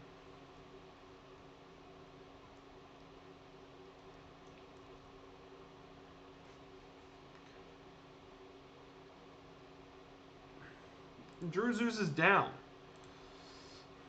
So, wait, I see you as a Bonanza. Did you ever... If you got the Aerolite from the Microsoft Store, I think you have to update it. I believe.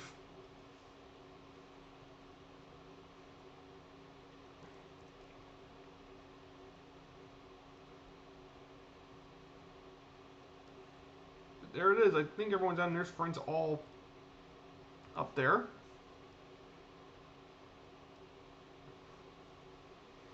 So we're actually here in Newcastle Airport. Kilo Indigo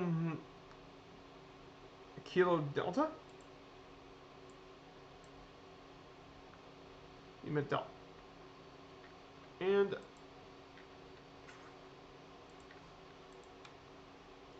Isobo Aerolite. Oh, you're in the top rudder, but for some reason you appear as a Bonanza for some reason. I don't know.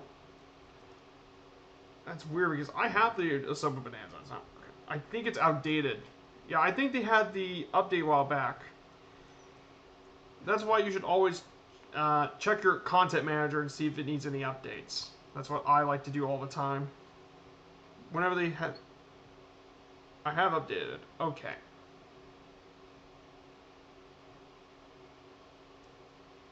That's still a bit odd.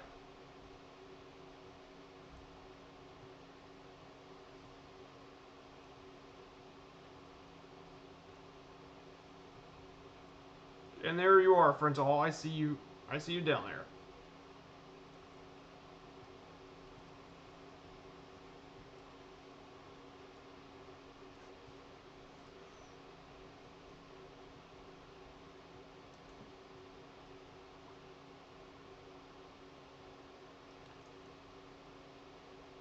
Here.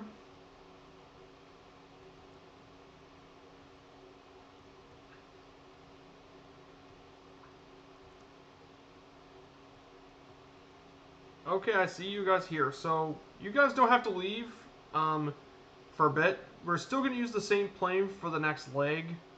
We're just... I'm just gonna go back to the main menu, reload the flight plan.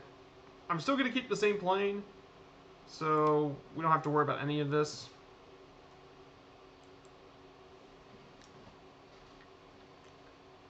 So there is something else I do want to show you in the slideshow. The last two things before we get to Philadelphia. So this is Philadelphia, Pennsylvania. It is the most populous city. You see me as a bonanza. That's weird. I updated the arrow lights. Okay. But Philadelphia, Pennsylvania is one of the oldest municipalities in the United States. And it was established in 1682 to serve as the capital of Pennsylvania County, of the Pennsylvania colony, actually, by William Penn. Now, Philadelphia played an especially big role in the American Revolution, as Philadelphia is where both the Declaration of Independence and the U.S. Constitution were both signed in the city of Philadelphia.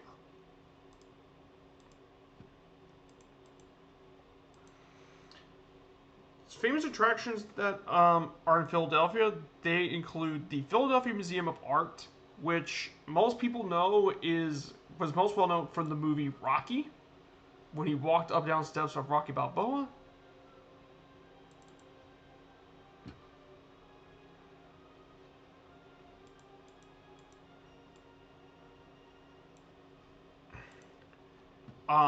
The Reading Terminal Market is one of the larger markets in the country. And Independence Hall is also there. And then the famous Philadelphians, they include Benjamin Franklin, one of the most iconic in early American history. I mean, he's on the Benjamin's the $100 bill. Henry H. Arnold was the father of the United States Air Force, as he served in the U.S. Army Air Corps.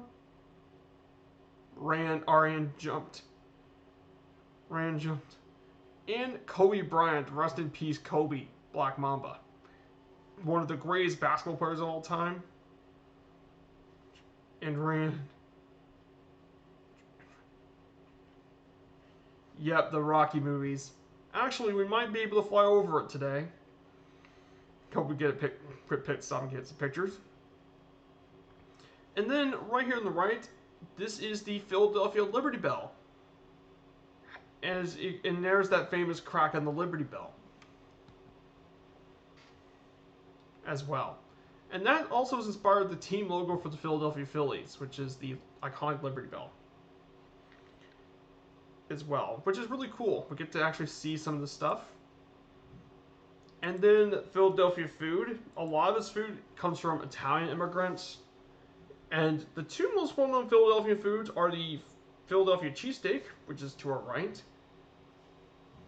Cobb's was from Philly. Cobb's, I believe so. And then the Stromboli. Both of them were invented by Italian immigrants that just came in from the United States. Other popular Philadelphia foods also include Tasty Cakes, which was a brand that was invented in Philly. And the other thing that was invented in Philadelphia was Irish potato candy, which actually is not actually filled with potato, but rather with coconut and vanilla filling. And I'm here in the game. I'm back. So I'm going to go ahead and do a quick takeoff and circle around the runway for a bit. Kobe Bryant. He is the famous basketball player. Kobe.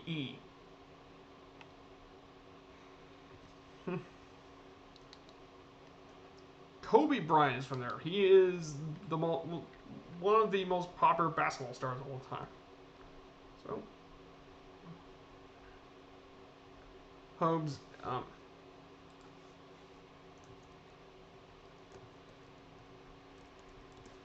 Kobe Bryant. There you go. That should probably help you when I'm trying to say it's with a K.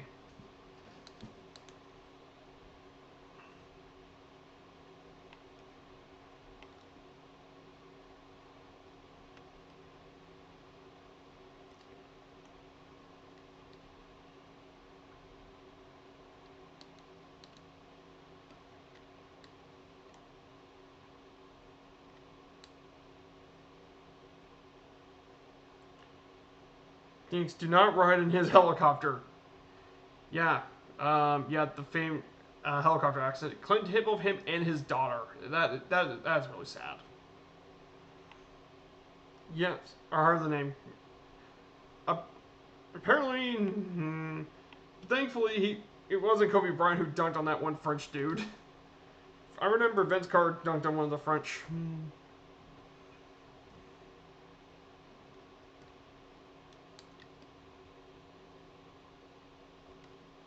As well.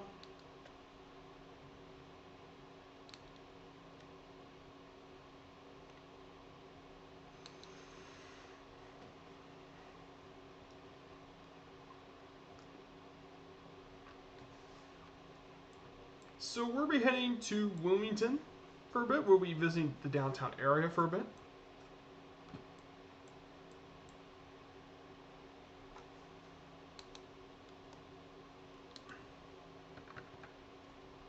As well.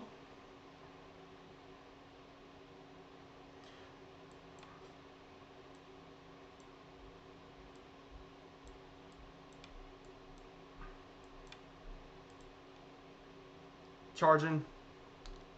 Yep.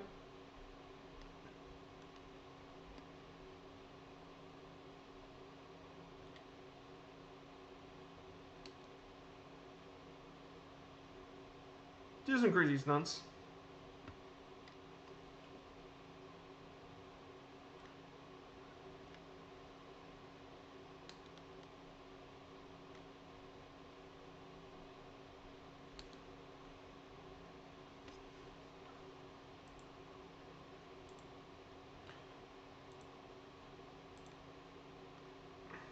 So now the first thing we're visiting is Veterans Stadium, and that is this was the ballpark of the Phillies, but this was also home to the Philadelphia Eagles.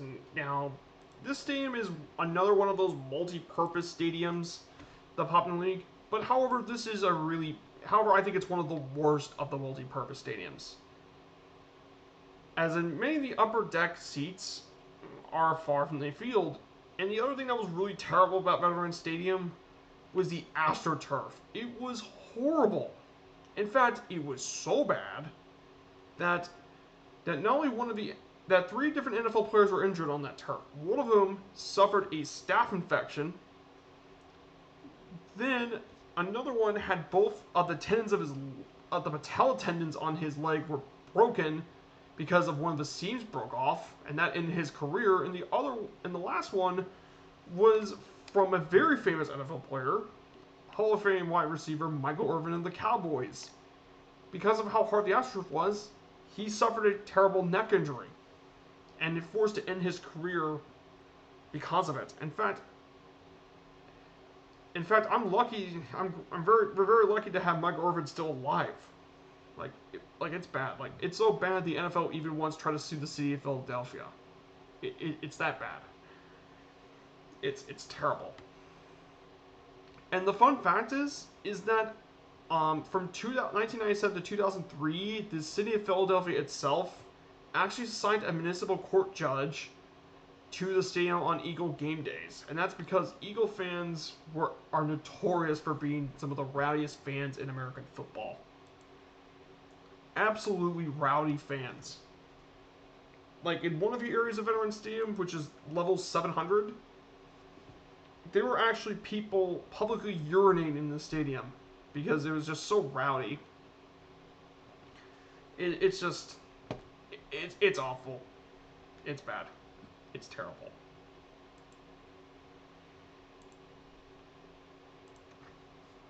Now right here we're flying over Wilmington. It's actually quite a nice place.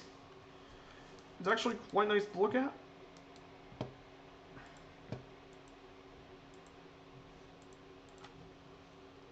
Absolutely gorgeous to look at. And there's the ballpark from the Wilmington Blue Rocks. It's right over here.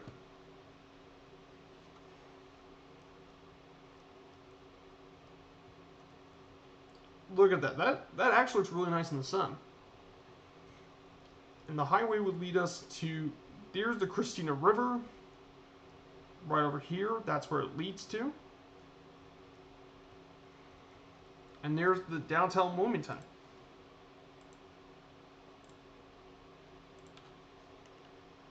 It looks really nice to fly over. Now, the thing I can't wait is to try and do this on top of New York City. That would be absolutely insane to fly over New York City.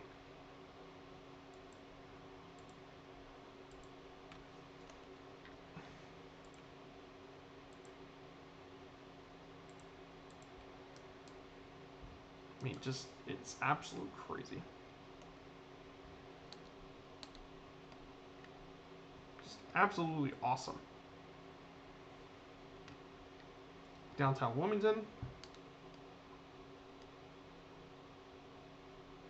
I mean, isn't this wonderful to fly over Wilmington, Delaware? The home of President Joe Biden.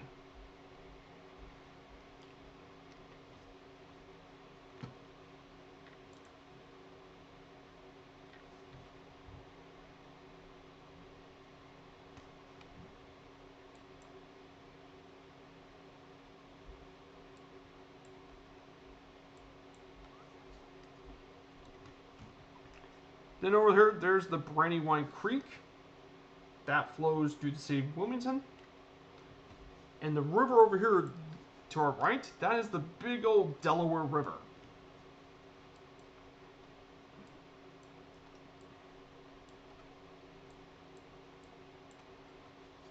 Area.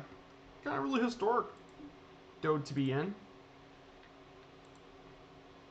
So the next place we'll be visiting to then, located right next to the former stadium, was Citizens Bank Park. This was actually opened back in 2004, and it's been there, and it's been the current home of the Phillies. It has a capacity of 43,000 people, and it has kind of unique dimensions compared to Veterans Stadium. 329 left, 360 at left center, 401 feet at center, 355 in right center, and 330 at the right field. Right field is around like 14 feet high because it has an out-of-town scoreboard. Some of the unique features include Ashford Alley, and that basically is an open concourse area, and that is where you have your restaurants, shops, all that stuff's located there. It's basically a whole entertainment complex. Then a giant Liberty Bell. That one stands around 100 feet high off the ground. This bell itself is 52 feet high and 43 feet wide. It is basically a lighted up version of the Liberty Bell that we saw in our previous picture. And whenever a Phillies player hits a home run or they win, the Liberty Bell actually lights up and rings. And they also have various statues of Philly legends like Richie Ashburn, Mike Schmidt, Steve Carlton. Those are all players they got in statues, and currently it's actually one of the most hitter-friendly ballparks in the major leagues.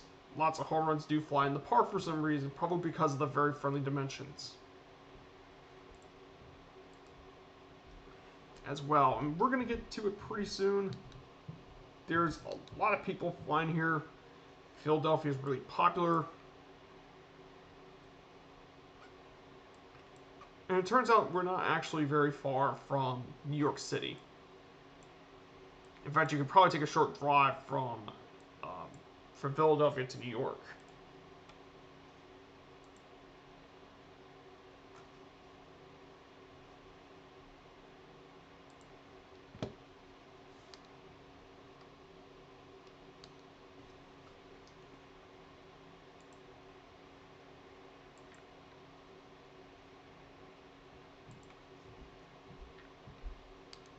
So we're definitely not too far from the city of Philadelphia. Oh, we're going to get there pretty quick.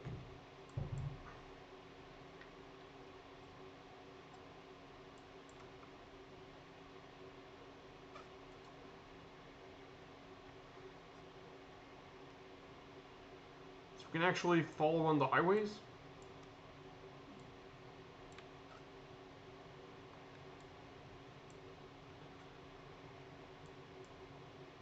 We can actually follow US Highway 95. If we follow that highway, this should get us into the city of Philadelphia, get the downtown area.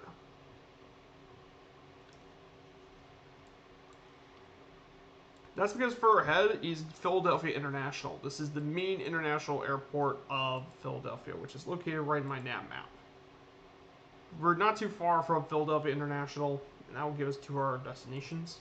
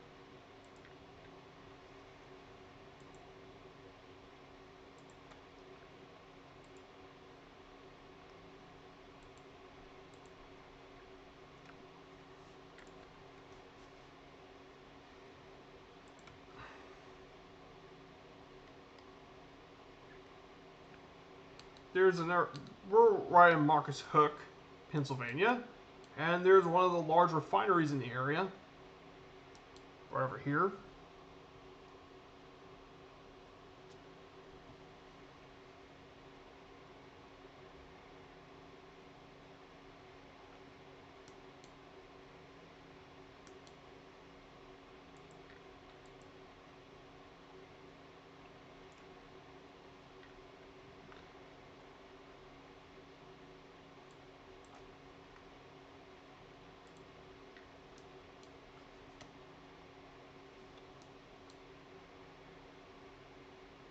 Just looking around the scenery, it's just absolutely surreal.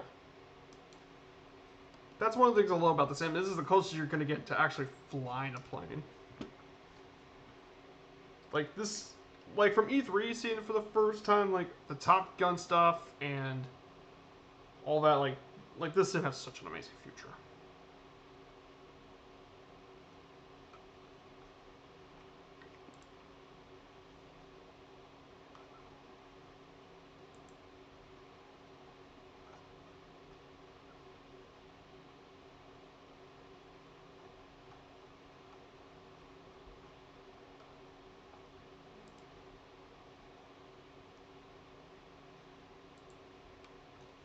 Sorry, hand flying this Aerolite, not much time for typing. That's fine.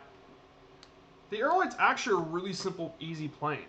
It's actually not that difficult with the Aerolite. It's actually really easy to do all this.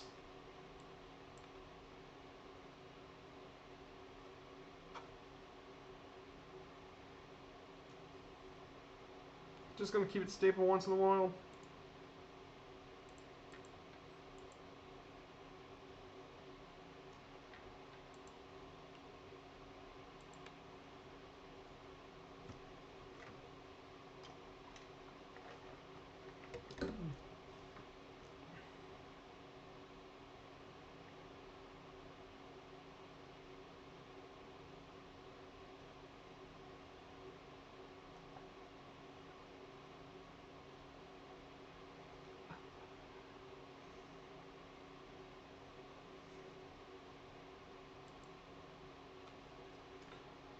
Now, there's actually a bridge over here. This is actually called the Commodore Barry Bridge.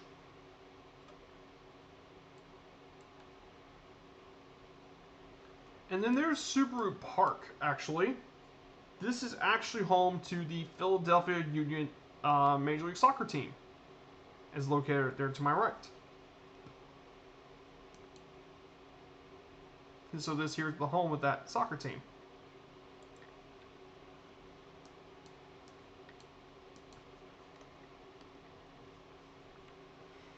But there's actually a lot of Philadelphia you can explore.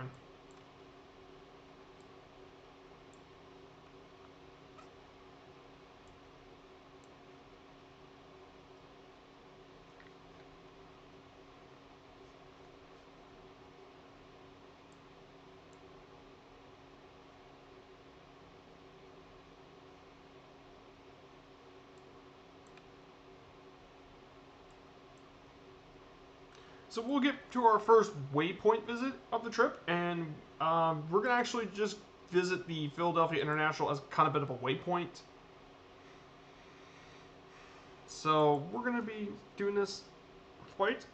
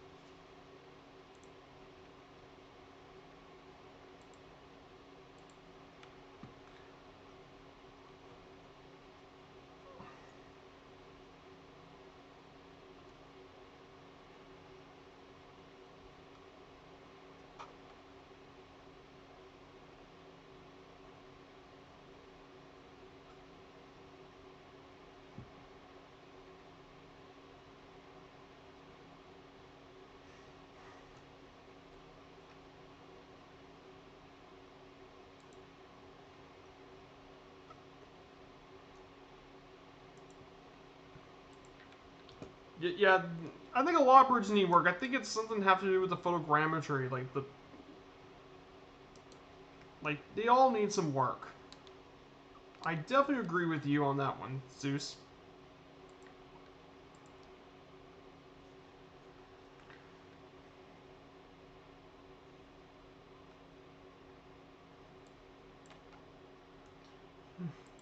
Yeah, if you thought Philadelphia was going to be crazy, wait till we get to New York City. We're going to have to fly through all the New York landmarks.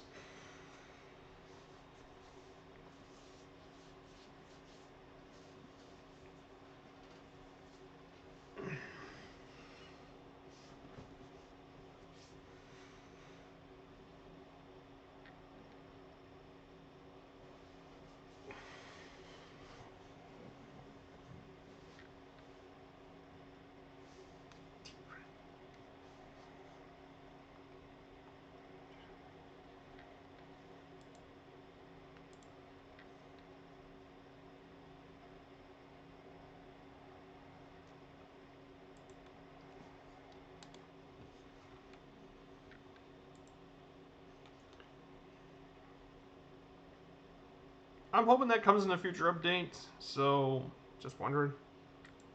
That's right.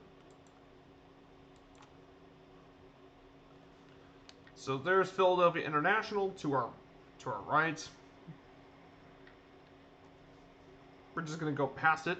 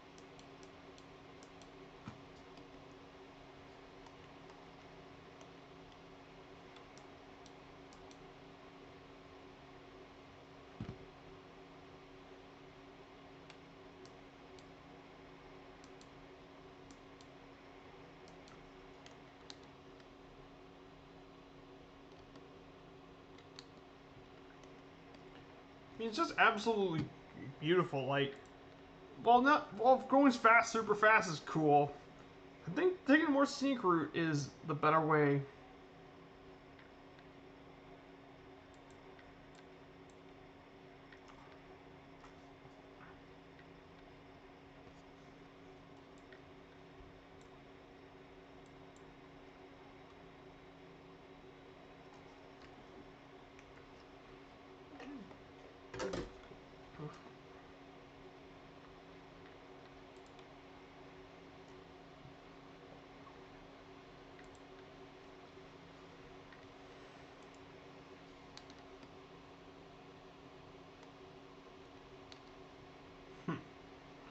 Watch this, boys.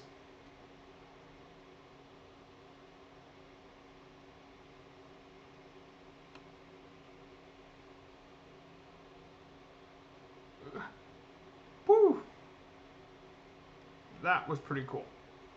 That did a barrel roll in an aerolite.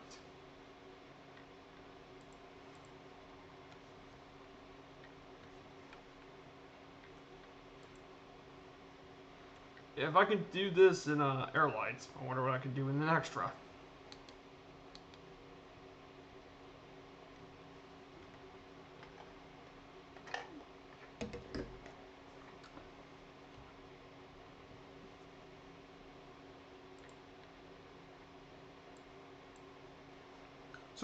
So I see Lincoln Financial Field ahead of us. There it is. I see the ball. I see the ballpark, but also see the a basketball arena and an NFL stadium in front of us too. Yes, all three of the Philadelphia sports teams, all three of the other Philadelphia sports teams have got it in the same area.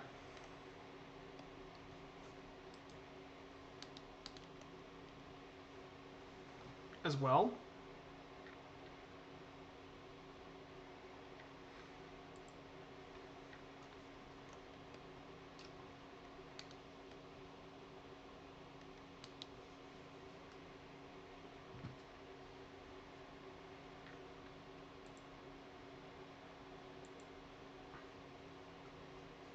That'll be very nice. I see quite a few of you all in the chats.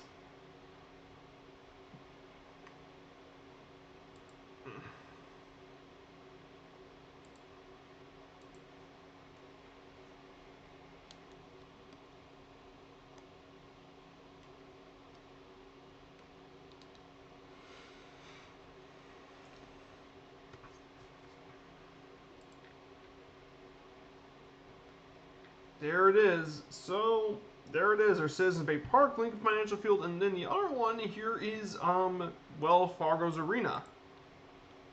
So the first one, Wells Fargo Arena, that is, which is the white roof, that is home to the Philadelphia 76ers and the Philadelphia Flyers. It's home to their teams. The 76ers play in the National Basketball Association, the NBA, while the Flyers are playing in the National Hockey League.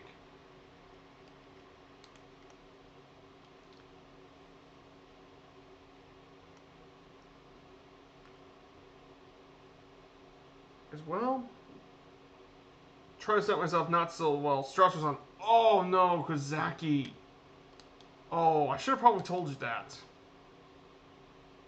Almost there. Yep, there's Lincoln Financial Field. The big old NFL stadium. that's been home to the Eagles for nearly as long as Citizens Bank Park is home to the Phillies. And there is Citizens Bank Park right over here. Detailed quite nicely here. Now, actually, here's the funny thing about Lincoln Financial Field. This stadium actually has a holding cell because Eagles fans are incredibly rowdy fans, the rise in all sports. So you obviously have to contain the Philly fans somewhere. I mean, Eagles fans are the only fans in sports that boo Santa Claus. I mean, they're kind of that wicked.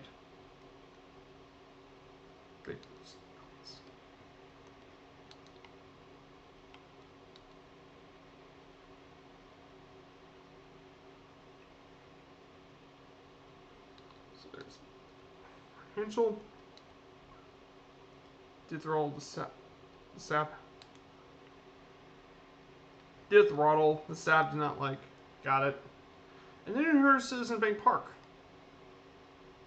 So you can see things quite well.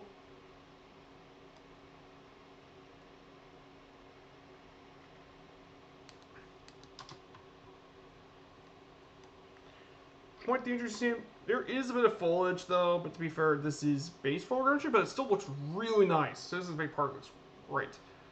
There's the big video board area. I see Ashford Alley down there.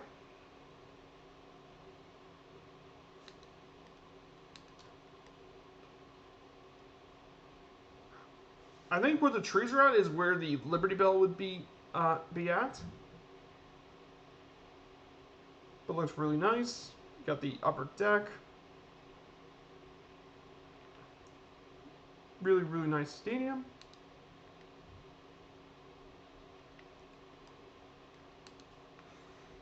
Definitely a very nice ballpark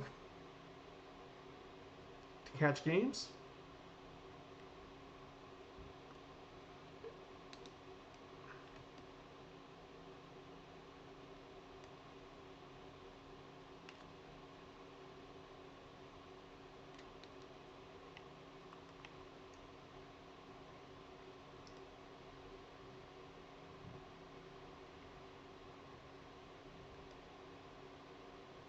Okay, time to go to downtown Philadelphia. Let's head to downtown Philly then. So for Philadelphia, there are a couple things. The first thing in my slideshow is the Baker Bowl. Now, the Baker Bowl was opened all the way back in 1887 with the capacity. It was the home of the Phillies from 1887 to 1938 with a capacity of 18,000, which is an extremely small capacity by today's standards, but big back then. It was the first brick and steel stadium, and it was very much a bandbox stadium, and that had to do with its incredibly short dimensions: 340 in left field, 408 in center, 300 feet in right center, and 280 feet. But there's actually a reason for this. While right field's short, fly balls actually had to go above a 60-foot wall. The Fenway Park was like 37 feet, so you have to hit an additional 23 feet up from it, which means pull hitters, people that left-handed pull hitters that can pull the ball in the right field are going to have an extremely easy time hitting the ball out of it. Also, in addition, another unique thing about the Baker Bowl was the fact that it was built right next to the railroad.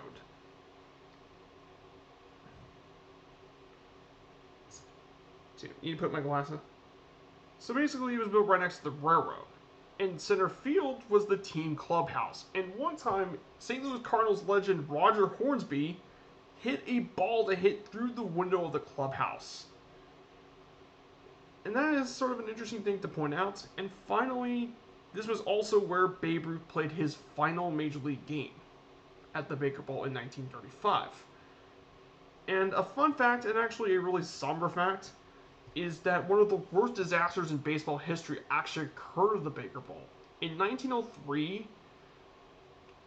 12 spectators were actually dead. 12 dead and 232 were actually injured when a section of the balcony of the upper deck actually collapsed during a game, and apparently it was caused by a fight nearby across the street, and the fans were interested in doing it, and because of all the weight from the balcony, the whole thing collapsed. And I mean, it's just really tragic. It's horrible. It was absolutely horrible as well. Now, across the street, actually across the river here, that is the University of Pennsylvania. Right across to our left-hand side is University of Penn. And over there is Old Franklin Stadium. We're going to actually buzz by it for a sec. There's a lot of the city of Philadelphia I definitely want to explore for a bit. So this is Franklin Stadium. This is where the Eagles used to actually play football for a couple of years before Veterans Stadium. I want to circle around the University of Pennsylvania for a sec.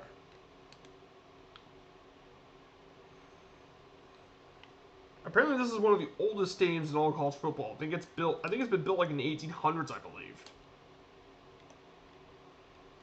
Right here. Let's just circle by the University of Pennsylvania for a bit.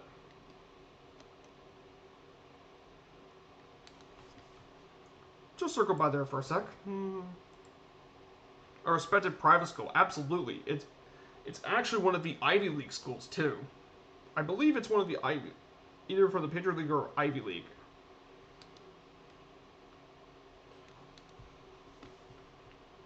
Then there is one more stadium mentioned, and then I'm done for the slideshow. This is Shibe Park. It was also known as Connie Mack Stadium after the famous manager and owner of the Philadelphia Athletics. It was opened in 1909, and it was home to both the Phillies and the Athletics. The ballpark dimensions were at the final game were around 334 left, 387 left center, 410 center, 390 at right center field, and 329. And it was most famous for being the first steel and concrete stadium in the majors. And that's been used for nearly every other stadium since. Also, in addition, if you look in the picture, the structure was actually based on French Renaissance style, which gives the ballpark a very unique character. Originally, homeowners on both Somerset Street and 20th Street actually had great views of the game due to the lower right field walls, so fans could actually watch the game for free. However, with the Great Depression and all that happening, Connie Mack was so irritated that they were doing ticket scalping and all that. They had to actually build a 34-foot tall fence. It was called the Spike Fence because of it. That is one of the more interesting things. And the funny thing about this, and the fun fact about this ballpark, is that throughout its 62 seasons of baseball at the park, Shibe Park the turnstiles of the park registered 47 million clicks of turnstiles. The ballpark was actually demolished 6 years later, in 1976. So that's it for the slideshow, guys. This is downtown Philadelphia. Now we need to find. Philly is a larger city than people think. It is. It's actually a much larger city than people think. Philadelphia is a big city. It is a very large city. Now I need to go find the William Penn Tower. Oh, it's right in front of me, guys. So actually, here's the thing about the William Penn Tower. The William Penn. In the 1980s, before 1986, there was a gentleman's agreement stating that they couldn't actually build anything taller than the William Penn statue.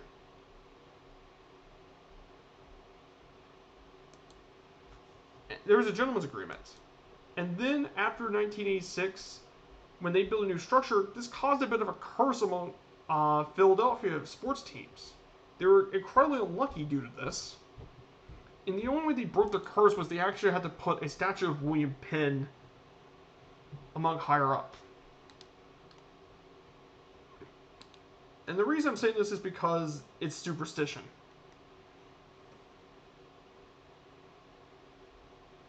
And the way to do it was they had to, those buildings had to put the William Penn statue up there, a miniature statue. So there is the William Penn Tower over there, where William Penn's at. Definitely a very interesting city, that's for sure. And if you follow me, we're going to be heading to the Philadelphia Museum of Art, where we can retrace the steps of Rocky. For a bit.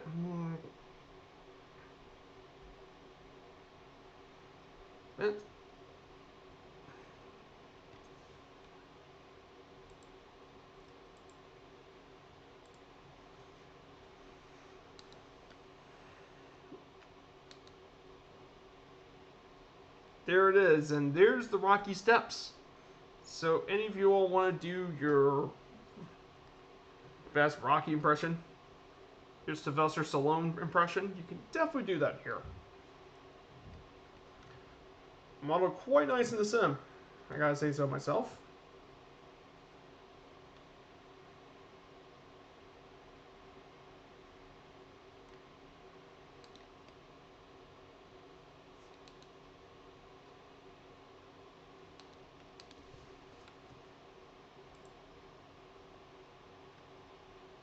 Let's go this way.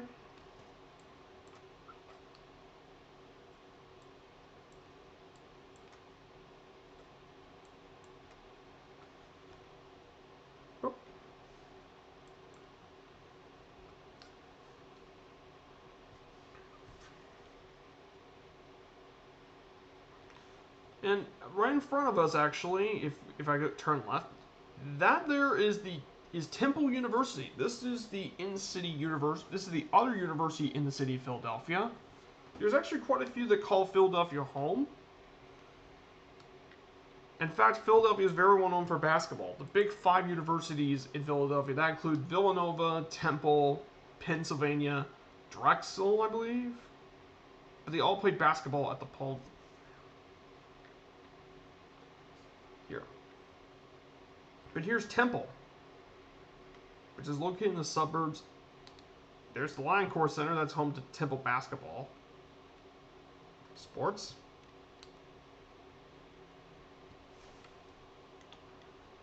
Definitely very large and very impressive.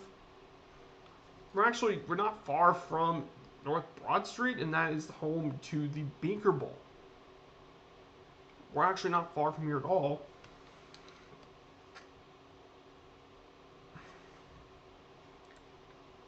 This is a nice city tour. You're getting good frames. Yep. I think a lot of it also has to do with the fact that I updated the Murph settings for my NVIDIA. I think that also helped a lot. Previously, I would be stuttering at poor frames, but this time I'm not. And right here is where the Baker Bowl once stood. Right over here. This is where the old Baker Bowl once stood. Right here. Currently now there's like industrial facilities, all that sort of stuff. It was located right here.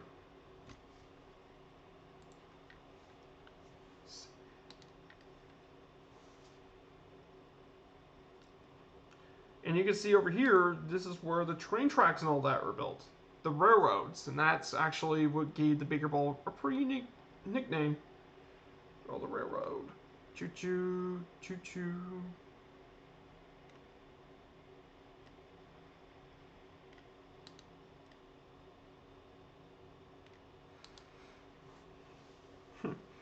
Yeah, if you thought Philadelphia's going to be good, Kazaki, wait till we get to New York City. That's going to be an even more insane thing to fly over. NYC, baby.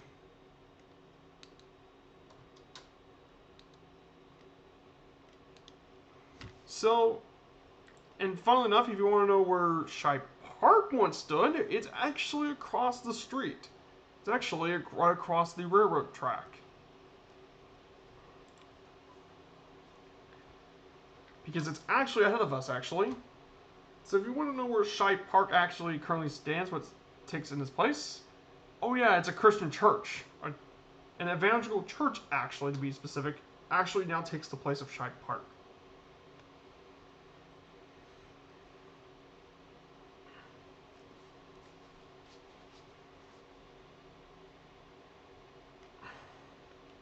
Yep, this is where Shibe Park once stood, and it's now a church. An evangelical church, to be fact. This is like one of the biggest churches in the entire city.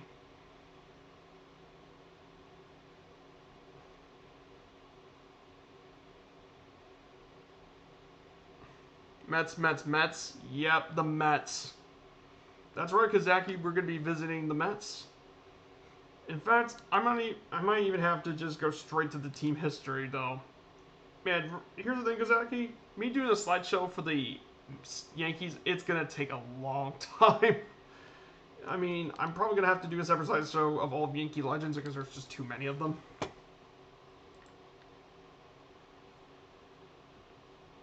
Most teams have 3 or 4 legends. Like Yankees got like 10 legends. Mets might not be difficult, but the Yankees are going to be especially difficult for me.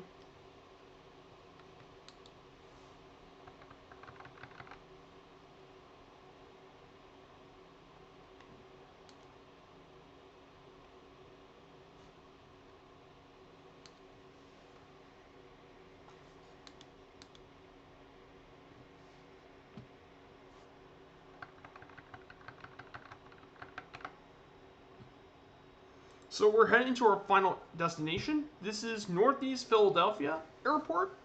This is Kilo Papa Nico Espel Echo. So we're gonna actually be landing in runway 06. According to our nav map, we're gonna land here. Yankees overrated. Yes and no.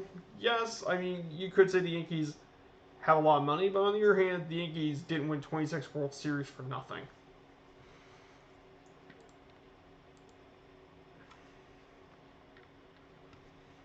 Also, yes, on that trip as well, we're going to also be visiting Brooklyn for a bit.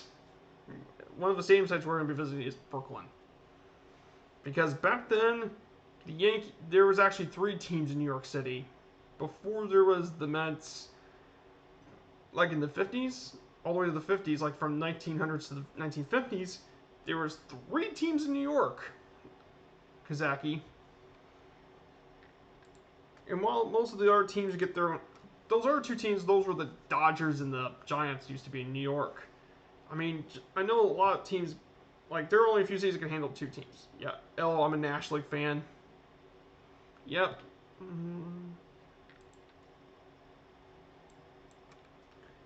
This should be a relatively quick flight and a relatively quick landing, too.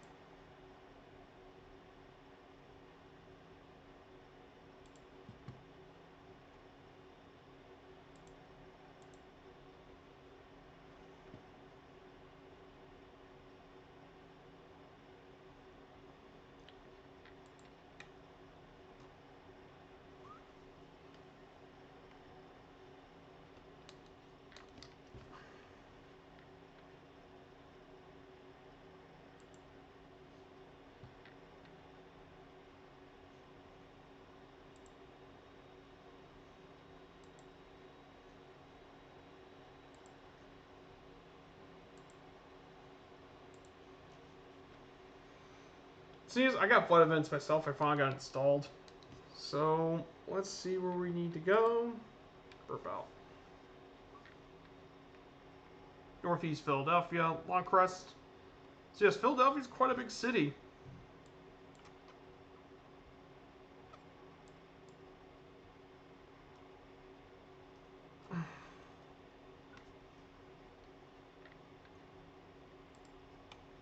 Yankees, Giants, Dodgers, and Brooklyn Sub-Series.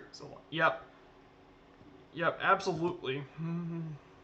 That was the pinnacle golden age of New York City baseball.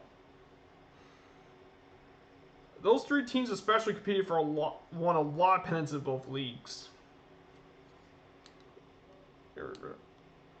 Flags. Those were always exciting baseball.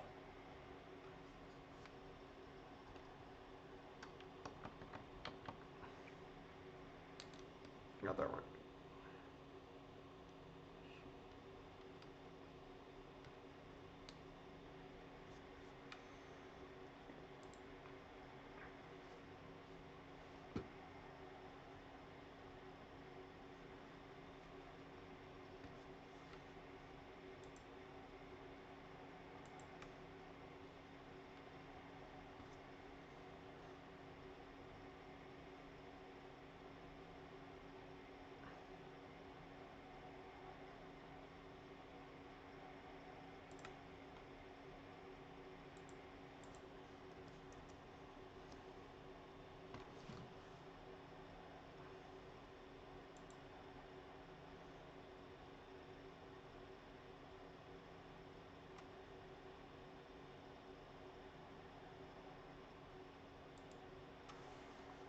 And there's the runway right in front of us. It should not take very long.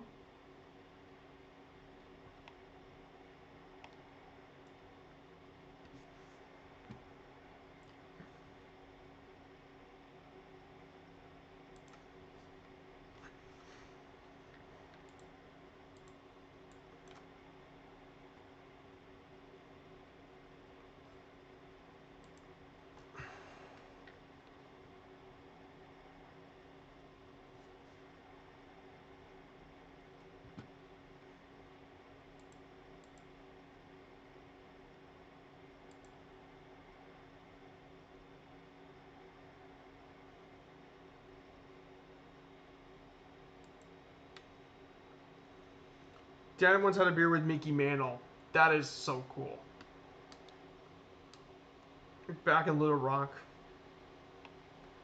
Back in the 60s. Yeah. Mickey Mantle, absolute legend. I would definitely talk about him next Sunday. This guy was one of the great all-around players.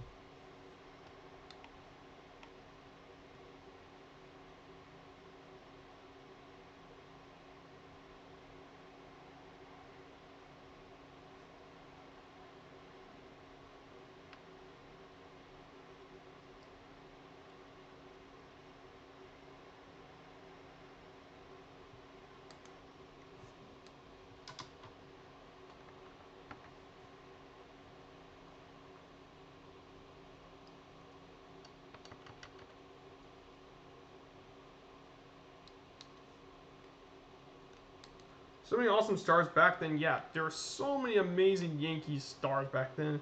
There were so many amazing stars back in the day. I mean, Mickey Mantle was Mickey Mantle, Joey Berra,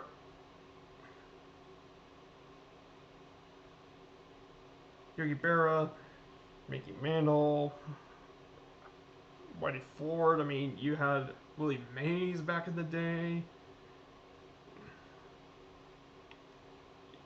Sandy Koufax, I mean, Bob Gibson, Lou Brock.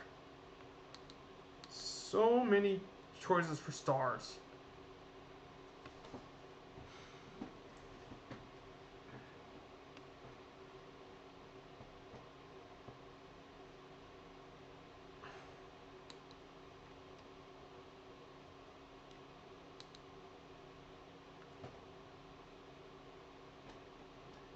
Ha! That was actually an amazing landing, 1 foot per second. Okay, I might want just won the landing challenge.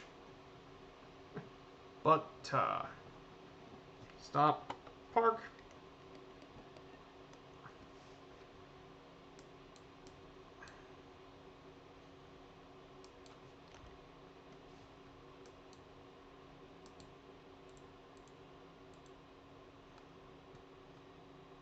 Yeah, and now there's like new. I'm really excited for the new generation of players too, because like Fernando Tatis Jr., Mike Trout. I mean, Ronald Acuna. There are so many potential young stars, and I mean, I'm very excited. I think the game has a good future as long as it can adapt to the changes and fix some of its issues. They all have bust in the Hall of Fame. Yep, yep. All those players have bust. And actually, Kazaki, one of the flights I'm going to do, I will actually start in Cooperstown first. That's when I go to Toronto. We'll start in Cooperstown first. There's Zeus, friends of all's here.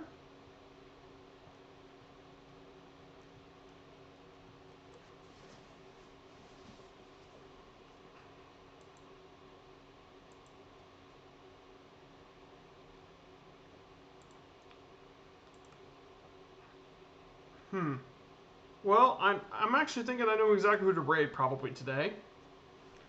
Once everyone's here.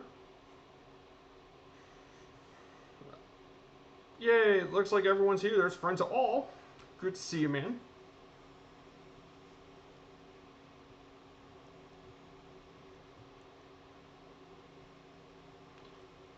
I want to thank everyone who's been here, both not just in the flight with me, but everyone in the chats. I wanted to thank you all a lot for this trip to Philadelphia, Pennsylvania with me. So if you guys want to know where the next stop is, well, we'll be heading to New York City, home, the Big Apple itself, home to the Yankees and the Mets. And I think this would be a good one. I'm hoping to finally take the Stearman out for a nice flight. I think that would be perfect.